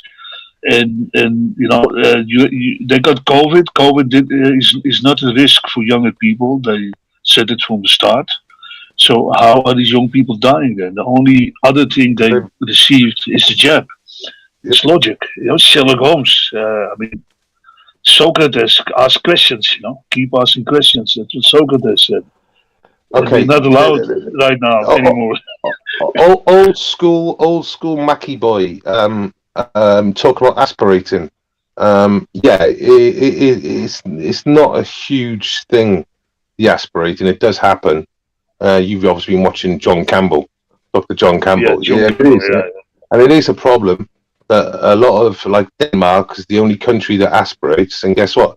They're having less problems from, you think, well, but it's not the reason why people are suddenly dying. The aspirating. It's myocarditis. It's myocarditis. That's the issue. Young people have it. Yeah, it shouldn't be there. A friend of mine, she's got that. She got that from the vaccine directly. She's actually on a like I forgot like on a list, on a register of like people to keep an eye on, because she's going to have she's at higher risk of getting blood clots and all sorts of things. The worst thing, Banksy, as well, is that that can't be repaired. So when you hear, you were hearing about the myocarditis, and you're getting people on like news saying it's not that serious. If it gets treated, you can fully recover. That's a lie. It's 100% a lie. You can't fully recover from it. No, you can't. Not only you can't fully recover from it. My friend is having major water retention because of it, and she's just blown up like a balloon. She looks like a pregnant woman. She's having all sorts, and she's getting depressed. She's really sad about it because she feels she's unattractive, and all sorts of things that are psychological things that are happening. You had the miracle jab, didn't you? Yeah, you had. Oh yeah, I've had two. Yeah. I've you going to get the third? Oh no, that's it. I had two and done. I was I don't even know if I was even sent a letter to offer for the third booster, but I simply will never go for another. I think I got lucky with those two. I'm not taking any chance. And besides, the boosters and all the rest are like Astras. So I got the two Astras. The boosters are Pfizer and other crap, and I'm like, dude, they tell you not to mix your drinks at a bar. You think I'm gonna stick shit in my body like a cocktail? You're like a human lab rat, man. I'm not sticking like a cocktail of crap in my veins here. I took your stupid thing. It's for the Banksy. It's for the good of people. People will die. The people can kiss my ass. the people keep the fuck away from me. Then that's all they need to know. Everybody will start dropping dead within a week, man. If you don't get the jab, man. Yeah. But Banksy, now in its current form, Omicron, Kung Flu BA5, right, which is basically prevalent in the West, and is the leader. It's done BA2. Now, say for example, I don't believe this will happen. By the way, I think this is the end. The end game I announced about March, but I honestly believe that, say for example, it changes. Say it mutates. It should get less. But say it mutates and gets stronger. Yeah. And the death rate goes from 0.3, which is where it was. Okay. No, just even lower.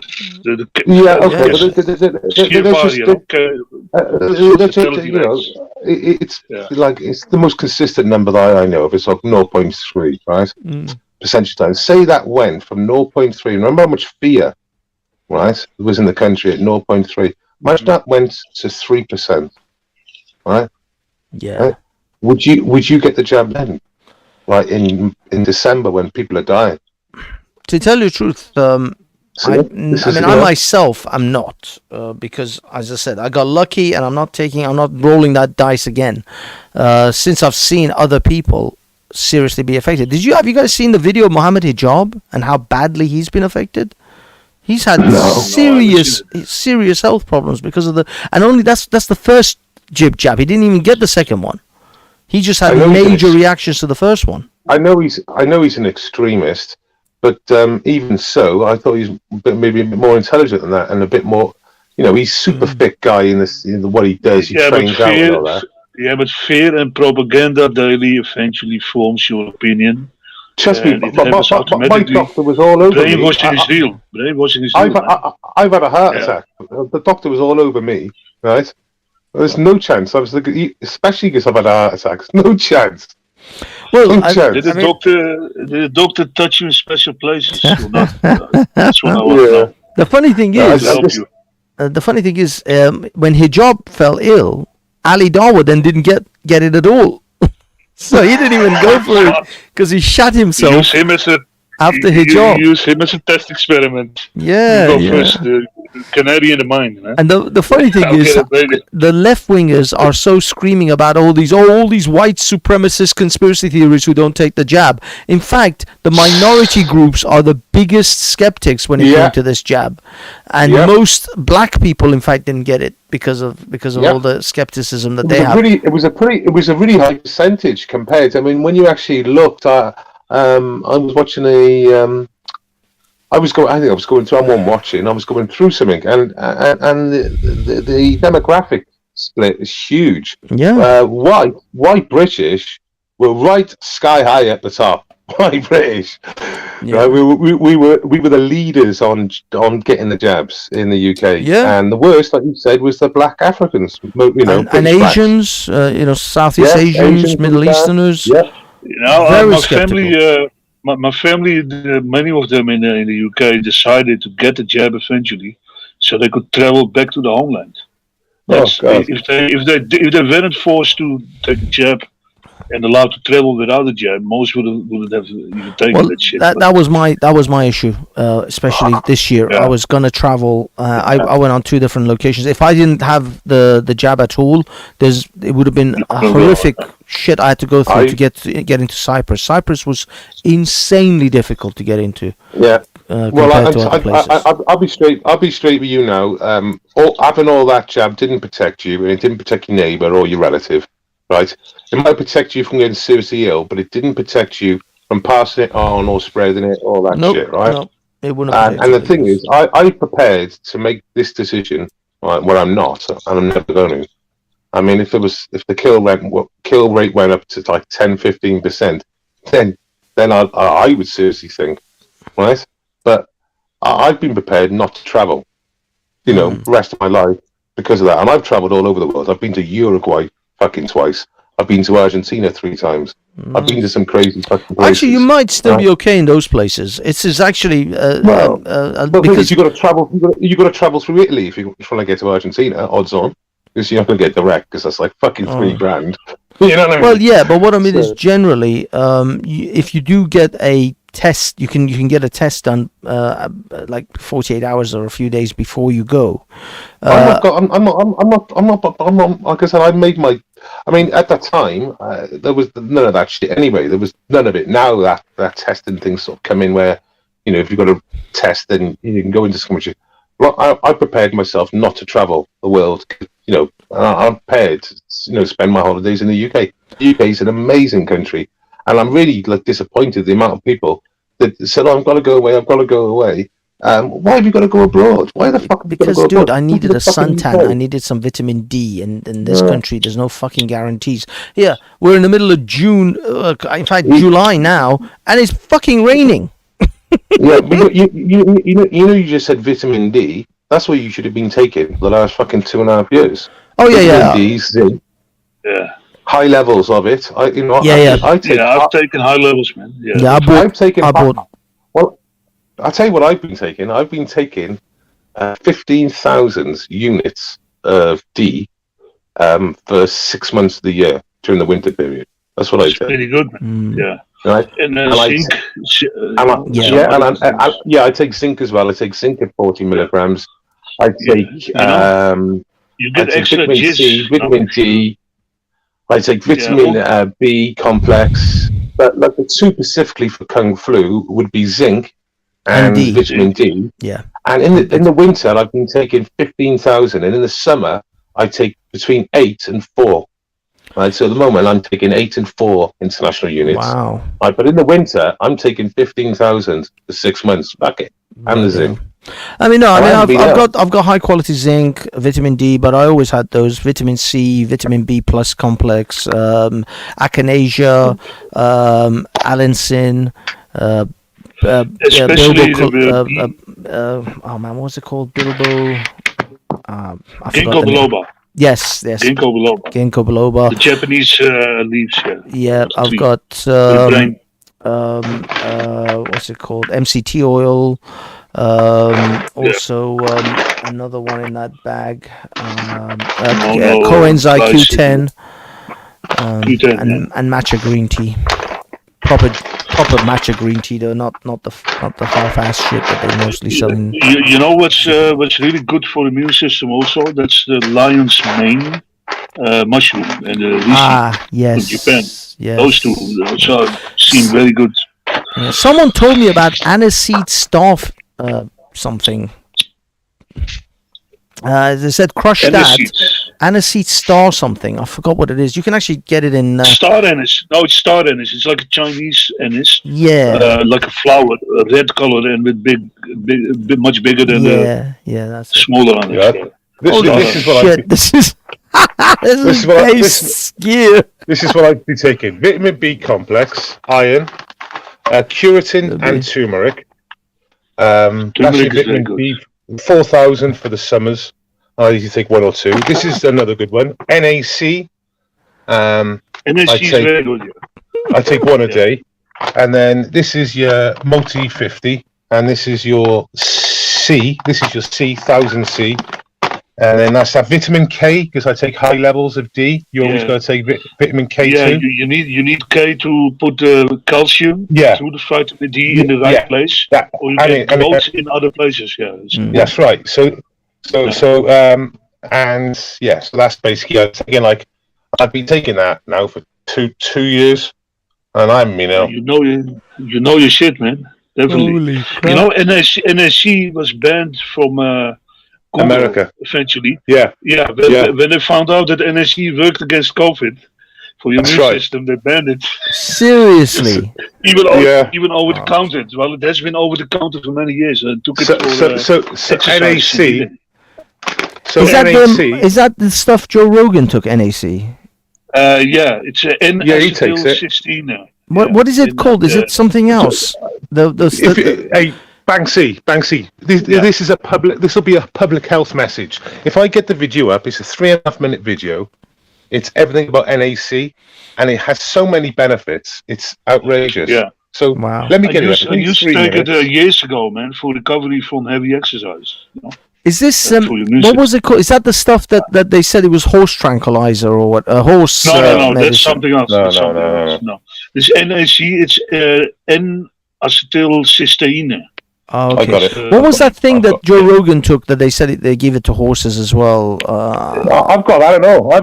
I've got ivermectin here now. Ivermectin, ivermectin. Yeah, I got that. Although it is actually initially it was invented or it was discovered for humans. They just happened to use it for horses, and then many things get used for animals and humans also. This is total nonsense. Yeah. Bullshit. So ivermectin is in the 10 most useful drugs known to man. All right. Wow. It's had over 3 billion doses to humans. It's had a few 60 years billion. or something.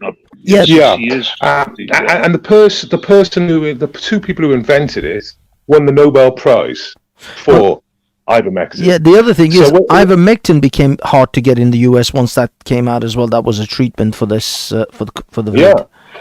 Yeah, so I've just put that in the back chat, mate. It's a really good 3-minute video. Do you want me to play it? I mean, if you want, you can just play it through yours, and I'll just share your screen. I can't do it, mate. So I only can do the link. Okay. Let me see what I can do. But for everyone, NAC offers so much. It's my most expensive supplement. It's like 35 quid. Oh shit, dude! Can't be reached. What do you mean? It's saying Put it in the back chat. I know, I'm looking at the one in the back chat. It doesn't let me play it. Hold on. It's a YouTube clip. I know, no. So what is this thing called? Hold on. Let me put in your WhatsApp then. It's all right. Sorry. I got it. So what is this It's thing working. called NA? Let's let me share. Get all that business done. So,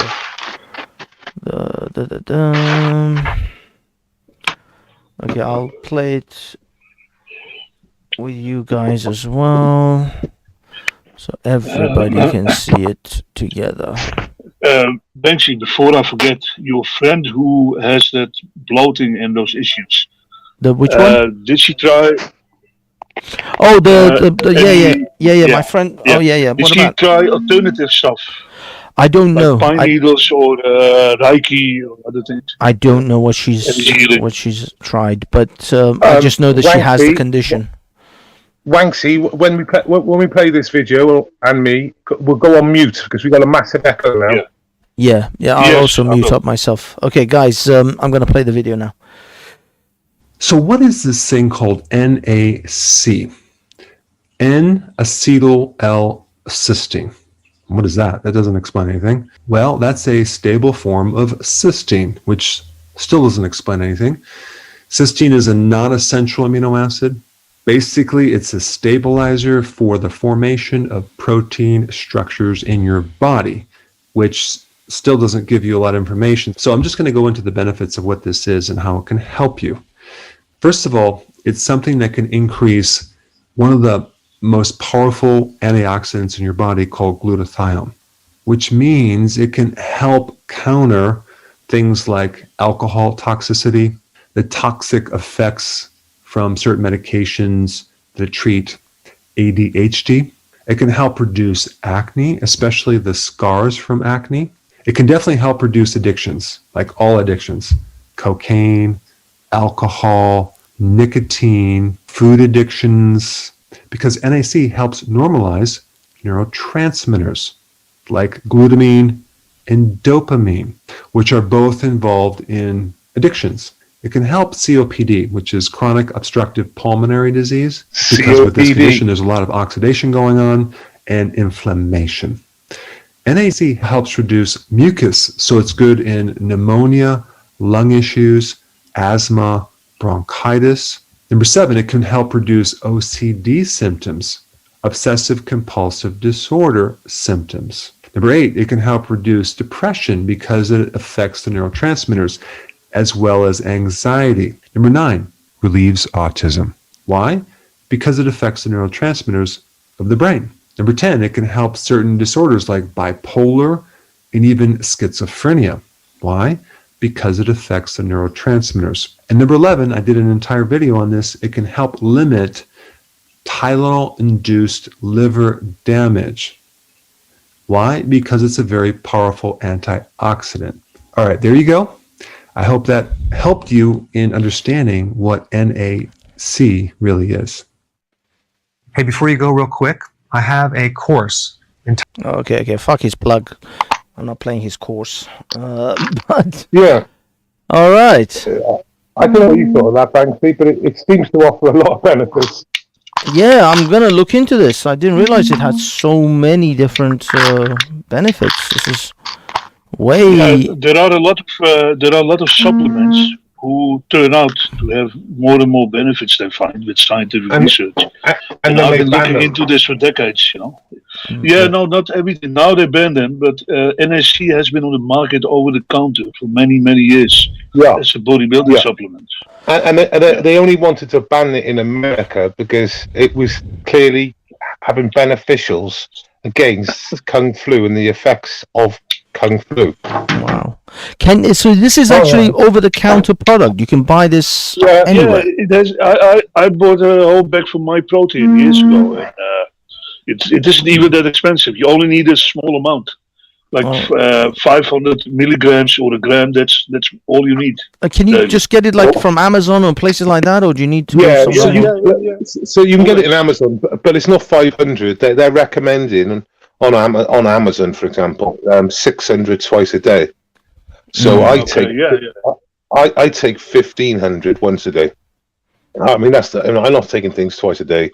I'm Yeah, just I just want to say, whatever and you you take excrete it. for longer. You can't take too much of it because your body will excrete it. Yeah, So, only thing I want to say to Base is whatever you're taking, it's always good to occasionally stop at it. With my vitamin D, I do the same thing. I cycle off and on everything I take. Doesn't matter what it is. To get your body to have some peace and reset with the receptors, because with some substances they start working less eventually, if you take them chronically, because normally in food you don't get that much vitamin. Normally you need to eat a shitload of food.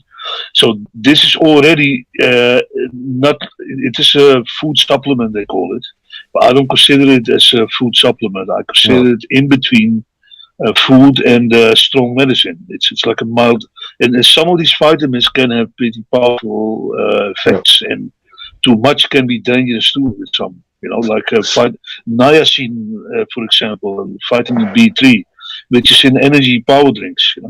Which is like a strong helper with generating energy from your food. That's why potatoes are good. Potatoes are full of B vitamins and magnesium to relax your muscles, so you don't get a twitch after exercise. Or food, vitamins. You need to look into everything. That's the issue. Yeah. It takes some time and research. Long term, it's worth it. Yeah, I mean, personally, I think everyone should take NAC. I just think that, just don't see why. I mean, it costs £35 for a year's supply of it. Wow. It's clearly the most expensive one.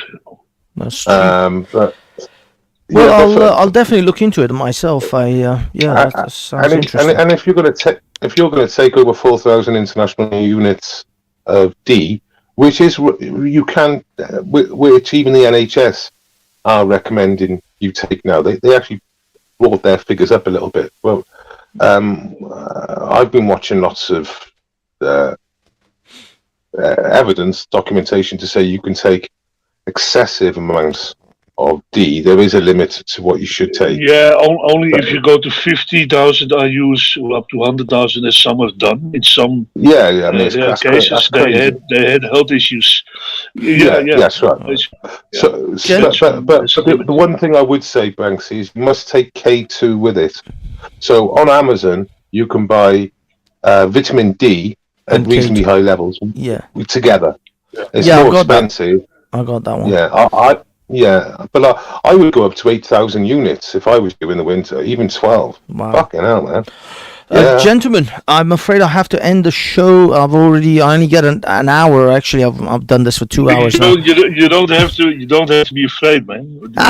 You're triggering fear response into your subconsciousness by using the NLP, the lingo you use daily, your internal self-dialogue. So words have power, words are magic, and they program you and your viewers. So just say, I'm so happy to have this stream done, and time to end it next time. You're right. Instead of, I'm afraid, see what it does with your energy. I'm afraid, and I feel it. That is true. That is true. So it closes your heart down. Well, I mean, it's just an expression, but yeah, you're right.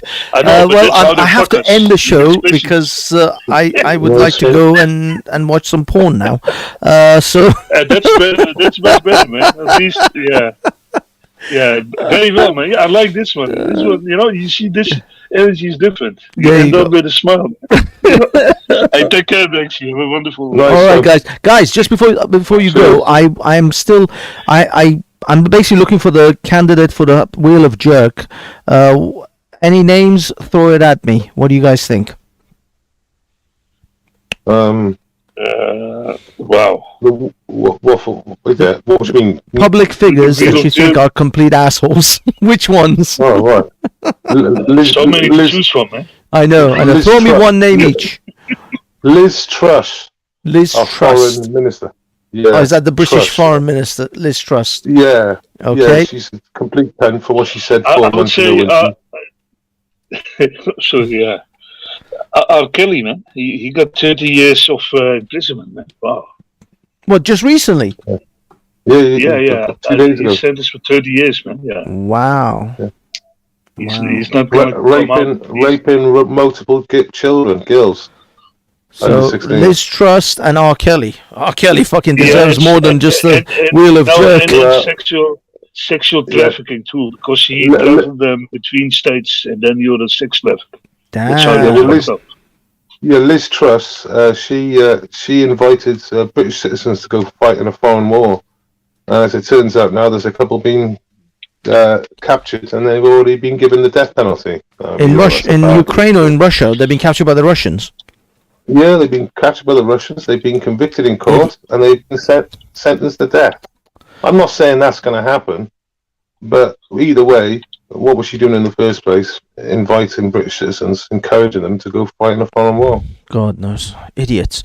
The thing is, a lot of stupid calls like that have been made by everyone, not just politicians, but a lot of people.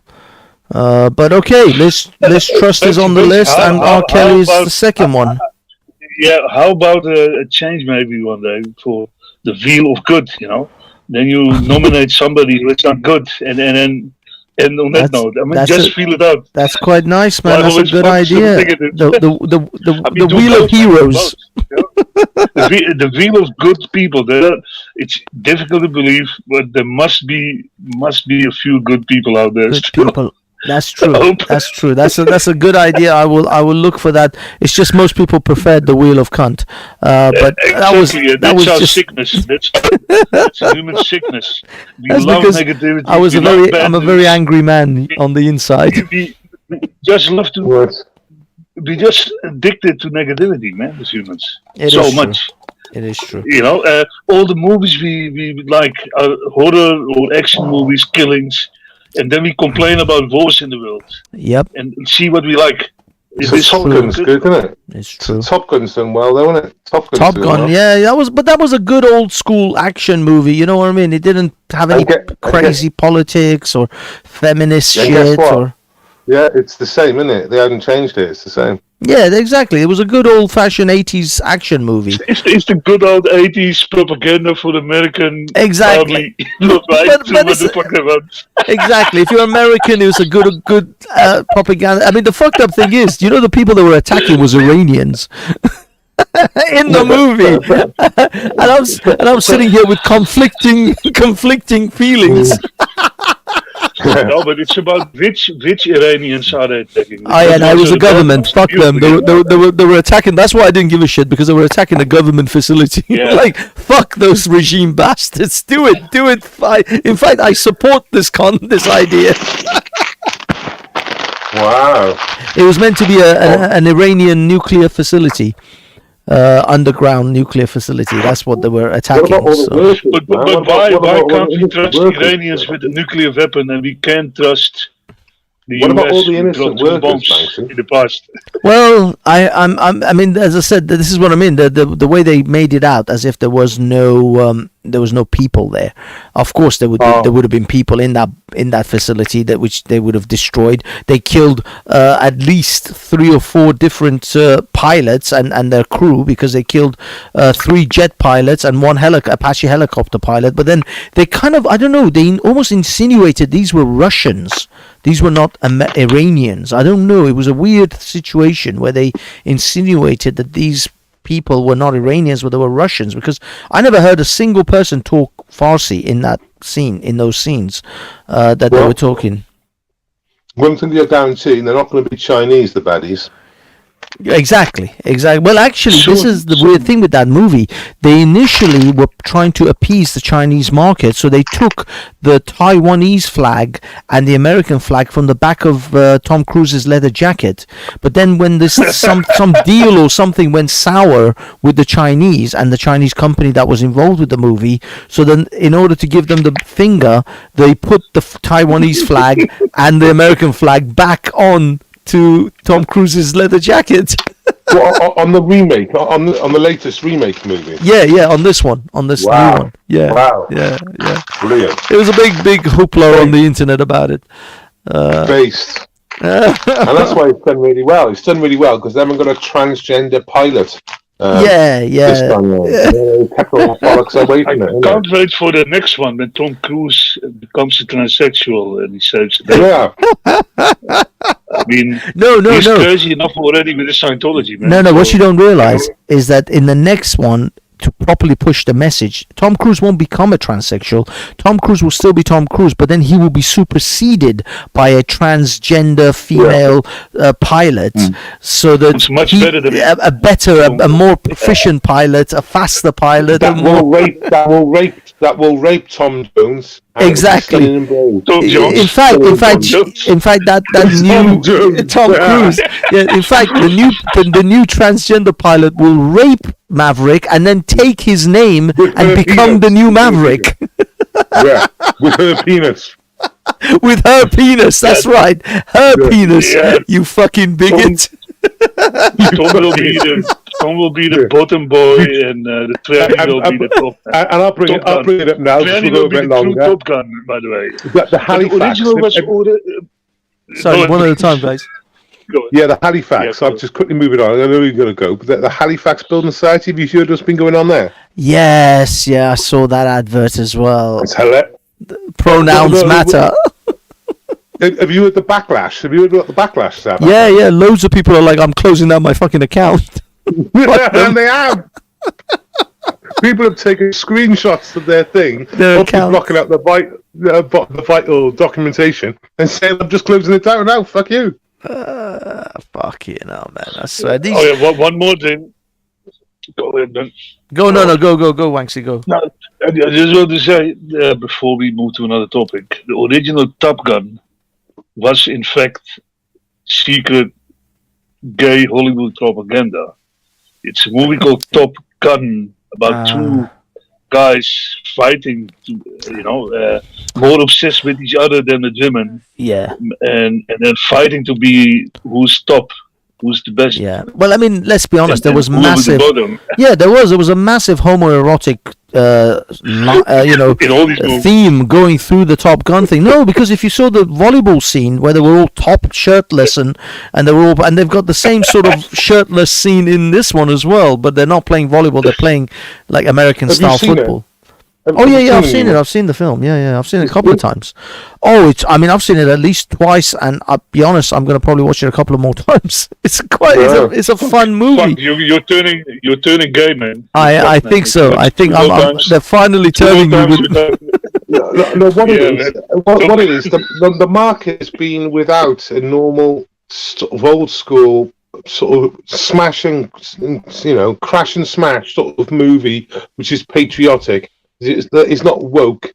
It's not covering all these different fucking bullshit agendas. Exactly. And that's why it's just a straightforward. Yeah, and that's just why an entertaining movie. To watch it more than once. Well, this is the thing, because it's entertaining. I like the movie, and the other thing is, I saw another feature set, like a featurette on YouTube, which is about how they made the movie. The scenes when they're in the plane, in the jets, and they're getting all these G forces and stuff, brought onto them, all the Gs. It's real. They're in an actual F4.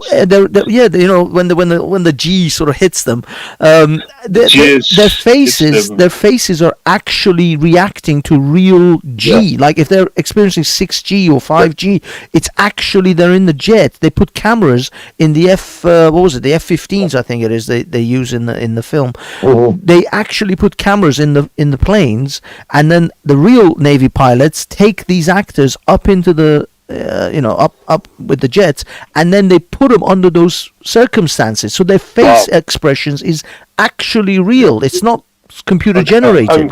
Uncontrolled with cheekbones sort of sort of dripping down their face. That's what I mean. If you watch the film, I mean, I'll be honest, I should go and see it in the cinema because I didn't see it in the cinema, but I think it's worth going and seeing it in the cinema, because that the shots of them in the jets are real shots of them in jets taking off from airplane carriers, and all of that is actually real. They're not computer generated. That's what makes it even better, is these are actual people in jets, not computer generated bollocks, which is what we've been used to, for so long now.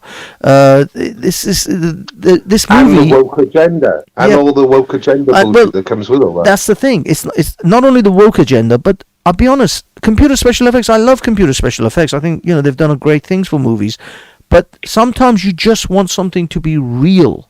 You want it to actually be practical. They did this, and that's what this movie is. This movie not only goes back to the 80s and sort of gives you a good sort of wholesome feel of an 80s movie, and without all the woke agenda, but also it takes you back to the way movies were made with practical effects, with people in jets, not pretending to be in jets.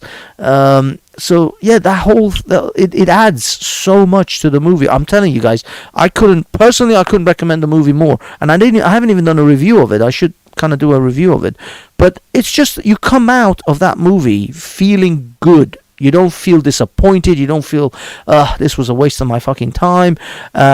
You just feel good about it. You're just like, yeah, that was a satisfying movie. You know. You should do a review on it then, Banks. I think so. I think I should do one. But generally, yeah, gotta respect Tom for doing his own stunts, dangerous stunts. Well, that's the thing. He himself is a pilot, so he actually there's a scene at the end where he's flying one of these like old school, Spitfire style planes, and it's him actually flying, because he owns one of those fucking planes. He can actually fly the plane, so it's just him in a plane flying it. And it's I'm going to join Scientology, man. Tom has convinced me. See how good he's doing. He hasn't convinced me that much. The film isn't that good. Look at but listen to me. Look at the other Hollywood stars. They're all fucking up scandals and this and that. And he's still going strong, man.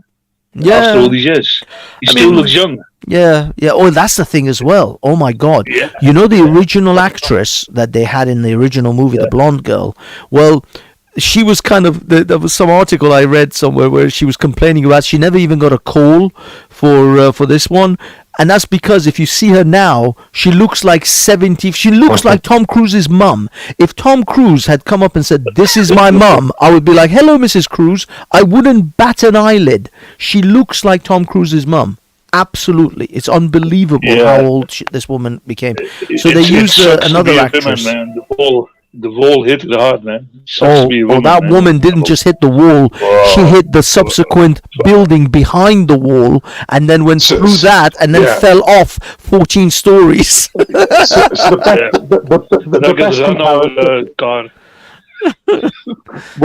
best comparison there for would be Ronaldo and Wayne Rooney, right? Yeah. If you look at Wayne Rooney today, if you put Wayne Rooney in the Google and watch him today, and Ronaldo in today, they're literally like, he looks about 60 and Ronaldo looks about 25. Exactly. It's amazing how they've aged. But yeah, they used the lady called Jennifer Connelly for this one. And she's in that same ballpark. I think she's plus 50. I think, she's 52 or something. But she looks amazing for her age. Because they're Hollywood vampires. They take that adrenochrome and they do that sneaky shit. All that collagen from babies that they've killed. The stem cell blood that they take younger. Yeah, they do that now. They take blood from younger people. Joe Rogan did it too, I believe, and then they let the blood, be used to do something, and then inject into themselves, man. Literally like vampires. Yeah, Jennifer Connelly, she's 51. But trust me, you look at this woman, you don't see one wrinkle on this woman. It's unbelievable how good she is. But have you seen her without makeup? Because makeup can do magic, baby. Especially on the screen, and you don't know how many layers they put in. I mean, some women act like they're a Rembrandt painting or something, man. They totally want to look completely different. And when you see some of these stars without makeup, when they go crazy, they go mental. They post pictures without makeup. Then you see the fucking true self. You think, who the fuck is this, man? I mean, I believe makeup should be banned because it's false advertising for women too. Yeah, I mean, they tell men to be truthful and this and this and all these lists. You have to be this, and they're not truthful. 24/7. this conversation, this they're particular lying to people on the streets. Yeah, Wanksy, don't even get me started on the makeup was developed by Satan himself. I'm telling you, the makeup industry is ran by Satan personally, because it is the devil's fucking, magic stick. It's unbelievable. You watch these women on TikTok. There's a whole slew of women on TikTok where they show themselves before makeup and then after makeup, and 90% of them, I swear, you just think it's not the same person. It's impossible. These are the same. This is the same person. It's unbelievable what makeup can do. And don't forget fashion. Certain pants, certain outfit. Women are very well aware of how they look. When they buy clothes. And they're all scheming and shopping all day. Why? 100%. Get the best propaganda. Fashion should be banned too. It gives them false looks which they don't have. This is one thing. That's what fashion is. This is something I discovered like later in my life, and I never really clocked it when I was younger. And this is the biggest thing about women who look the best in a nightclub. The most good-looking woman in the nightclub is usually the most insecure woman in the nightclub. The one who's that atomic blonde hairdo with the biggest amount of makeup, with the most amount of makeup, and the false nails and the false the push-up bra. She is the most insecure person in that club, because what I've discovered is that the more women wear makeup and false attires, false nails, false wigs, push-up bras, all of that, they know inside that they don't actually look like this, and so that actually puts a layer of insecurity on them that most men don't seem to realize. That's why most men seem to be intimidated by the most good-looking woman in a club, and in fact she is the most insecure one amongst everyone in the club. What the issue is? You can't see that through emotions with all the makeup. It's too much. You can't read the face. But it's just, you don't know what they are. It's just that she knows though the next day if you go home with the false eyelashes and and the contact lenses hiding the eye, the middle of the soul. Exactly. You can't even look into the soul. Exactly. False eyelashes, false nails, false makeup, lipstick, all of that stuff. And this is the weird thing.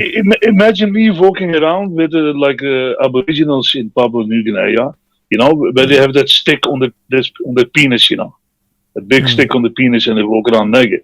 Imagine me putting that in my pants, so I have like a donkey dick, and or other things to make myself look better as a man. And imagine me doing every day a few hours of that to put paint on me and this shade, make my dick look bigger, all that stuff, and then walk around there with hair extensions, fake hair, so I can look like a Rambo. Jesus, imagine me doing that, But the thing is, I personally learned from women. I was like, fuck it, if women can do all of this shit, I'm gonna do it, because perception does carry. I mean, if you're 5'9" and you want to add a couple of inches and make yourself 6 foot with some kind of high heel boots, although you yourself know you're not 6 foot, the perception goes a long way.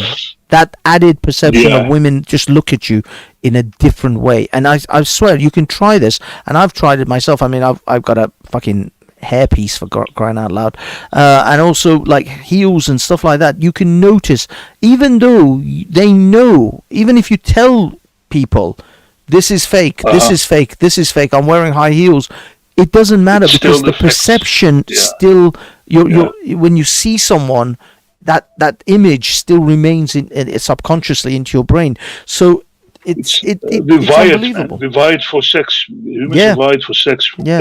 Evolution, procreation, and that's procreation and survival. That's basically the two biggest programs we run.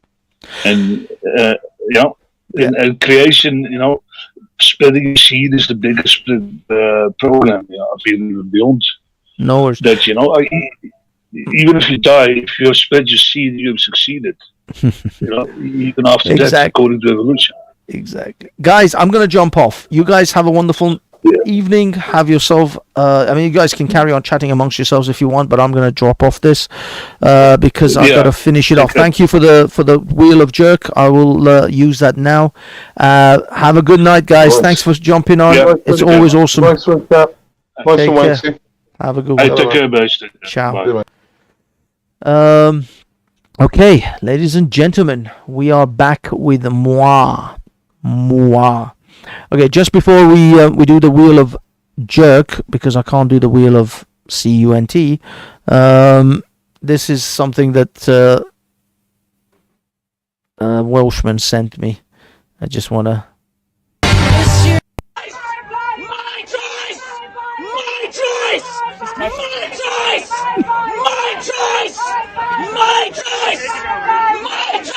Holy shit.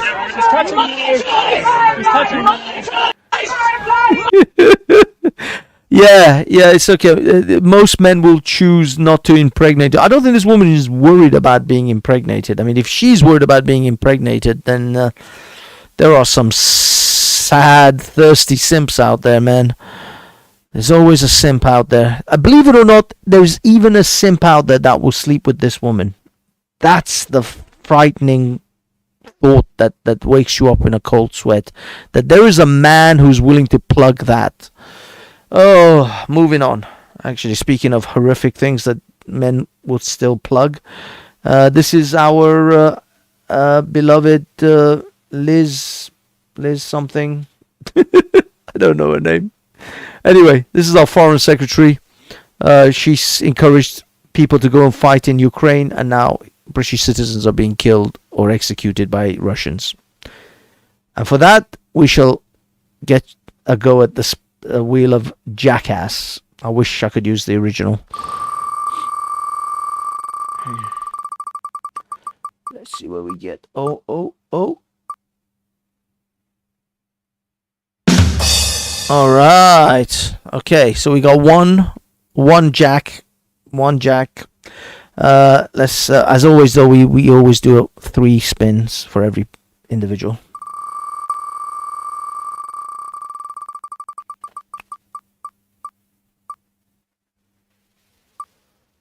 Oh yeah, the wheel is working well this evening. And final spin. Oh, I didn't even do the tune. This is the tune for the wheel of jackass. I can't believe I didn't do it. Okay, we're doing it now. We're playing it in the background. Third and final spin.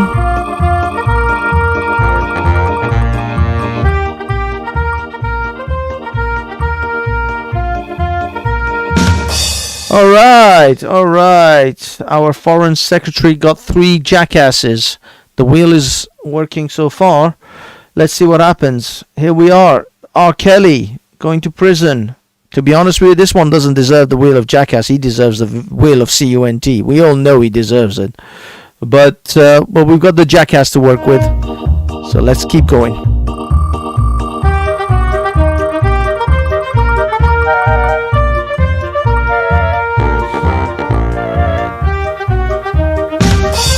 All right. Okay. Wheel number 2.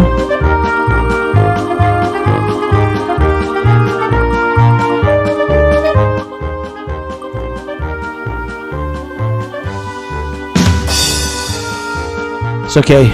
I can trust the wheel. We are Kelly. F this guy. F this guy to hell.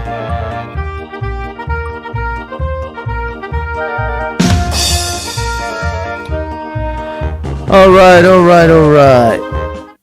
And that's all, folks. R. Kelly gets it one more time in his house. All right, boys and girls, this is it. This is us. We're an hour and 25 minutes over the allotted hour. So this is a 2.5 hour show. Way more than what I get semi-paid for doing. So yeah, This is show number 7, folks. Next week is the last show for me on this channel. After that, I might be doing sporadic shows on this, but there's nothing been discussed yet. So my 8-week run is now over. I hope you all had a good time. Well, almost over. One more week, and then it'll be over. So I hope you all had a good time. I hope you had fun so far. I have been trying to be innovative with this, but to be honest, I'm not entirely sure I've been innovative enough. For now, have yourself a wonderful weekend. Don't trust your government. Peace. Now we're going to switch over to this fucking thing. Okay.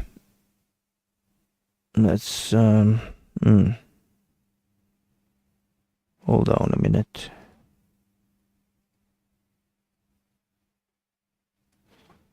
Where is it?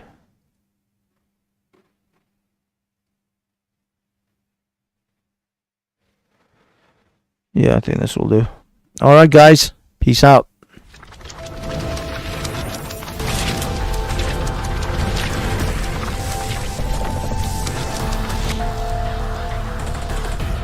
Justice is indivisible.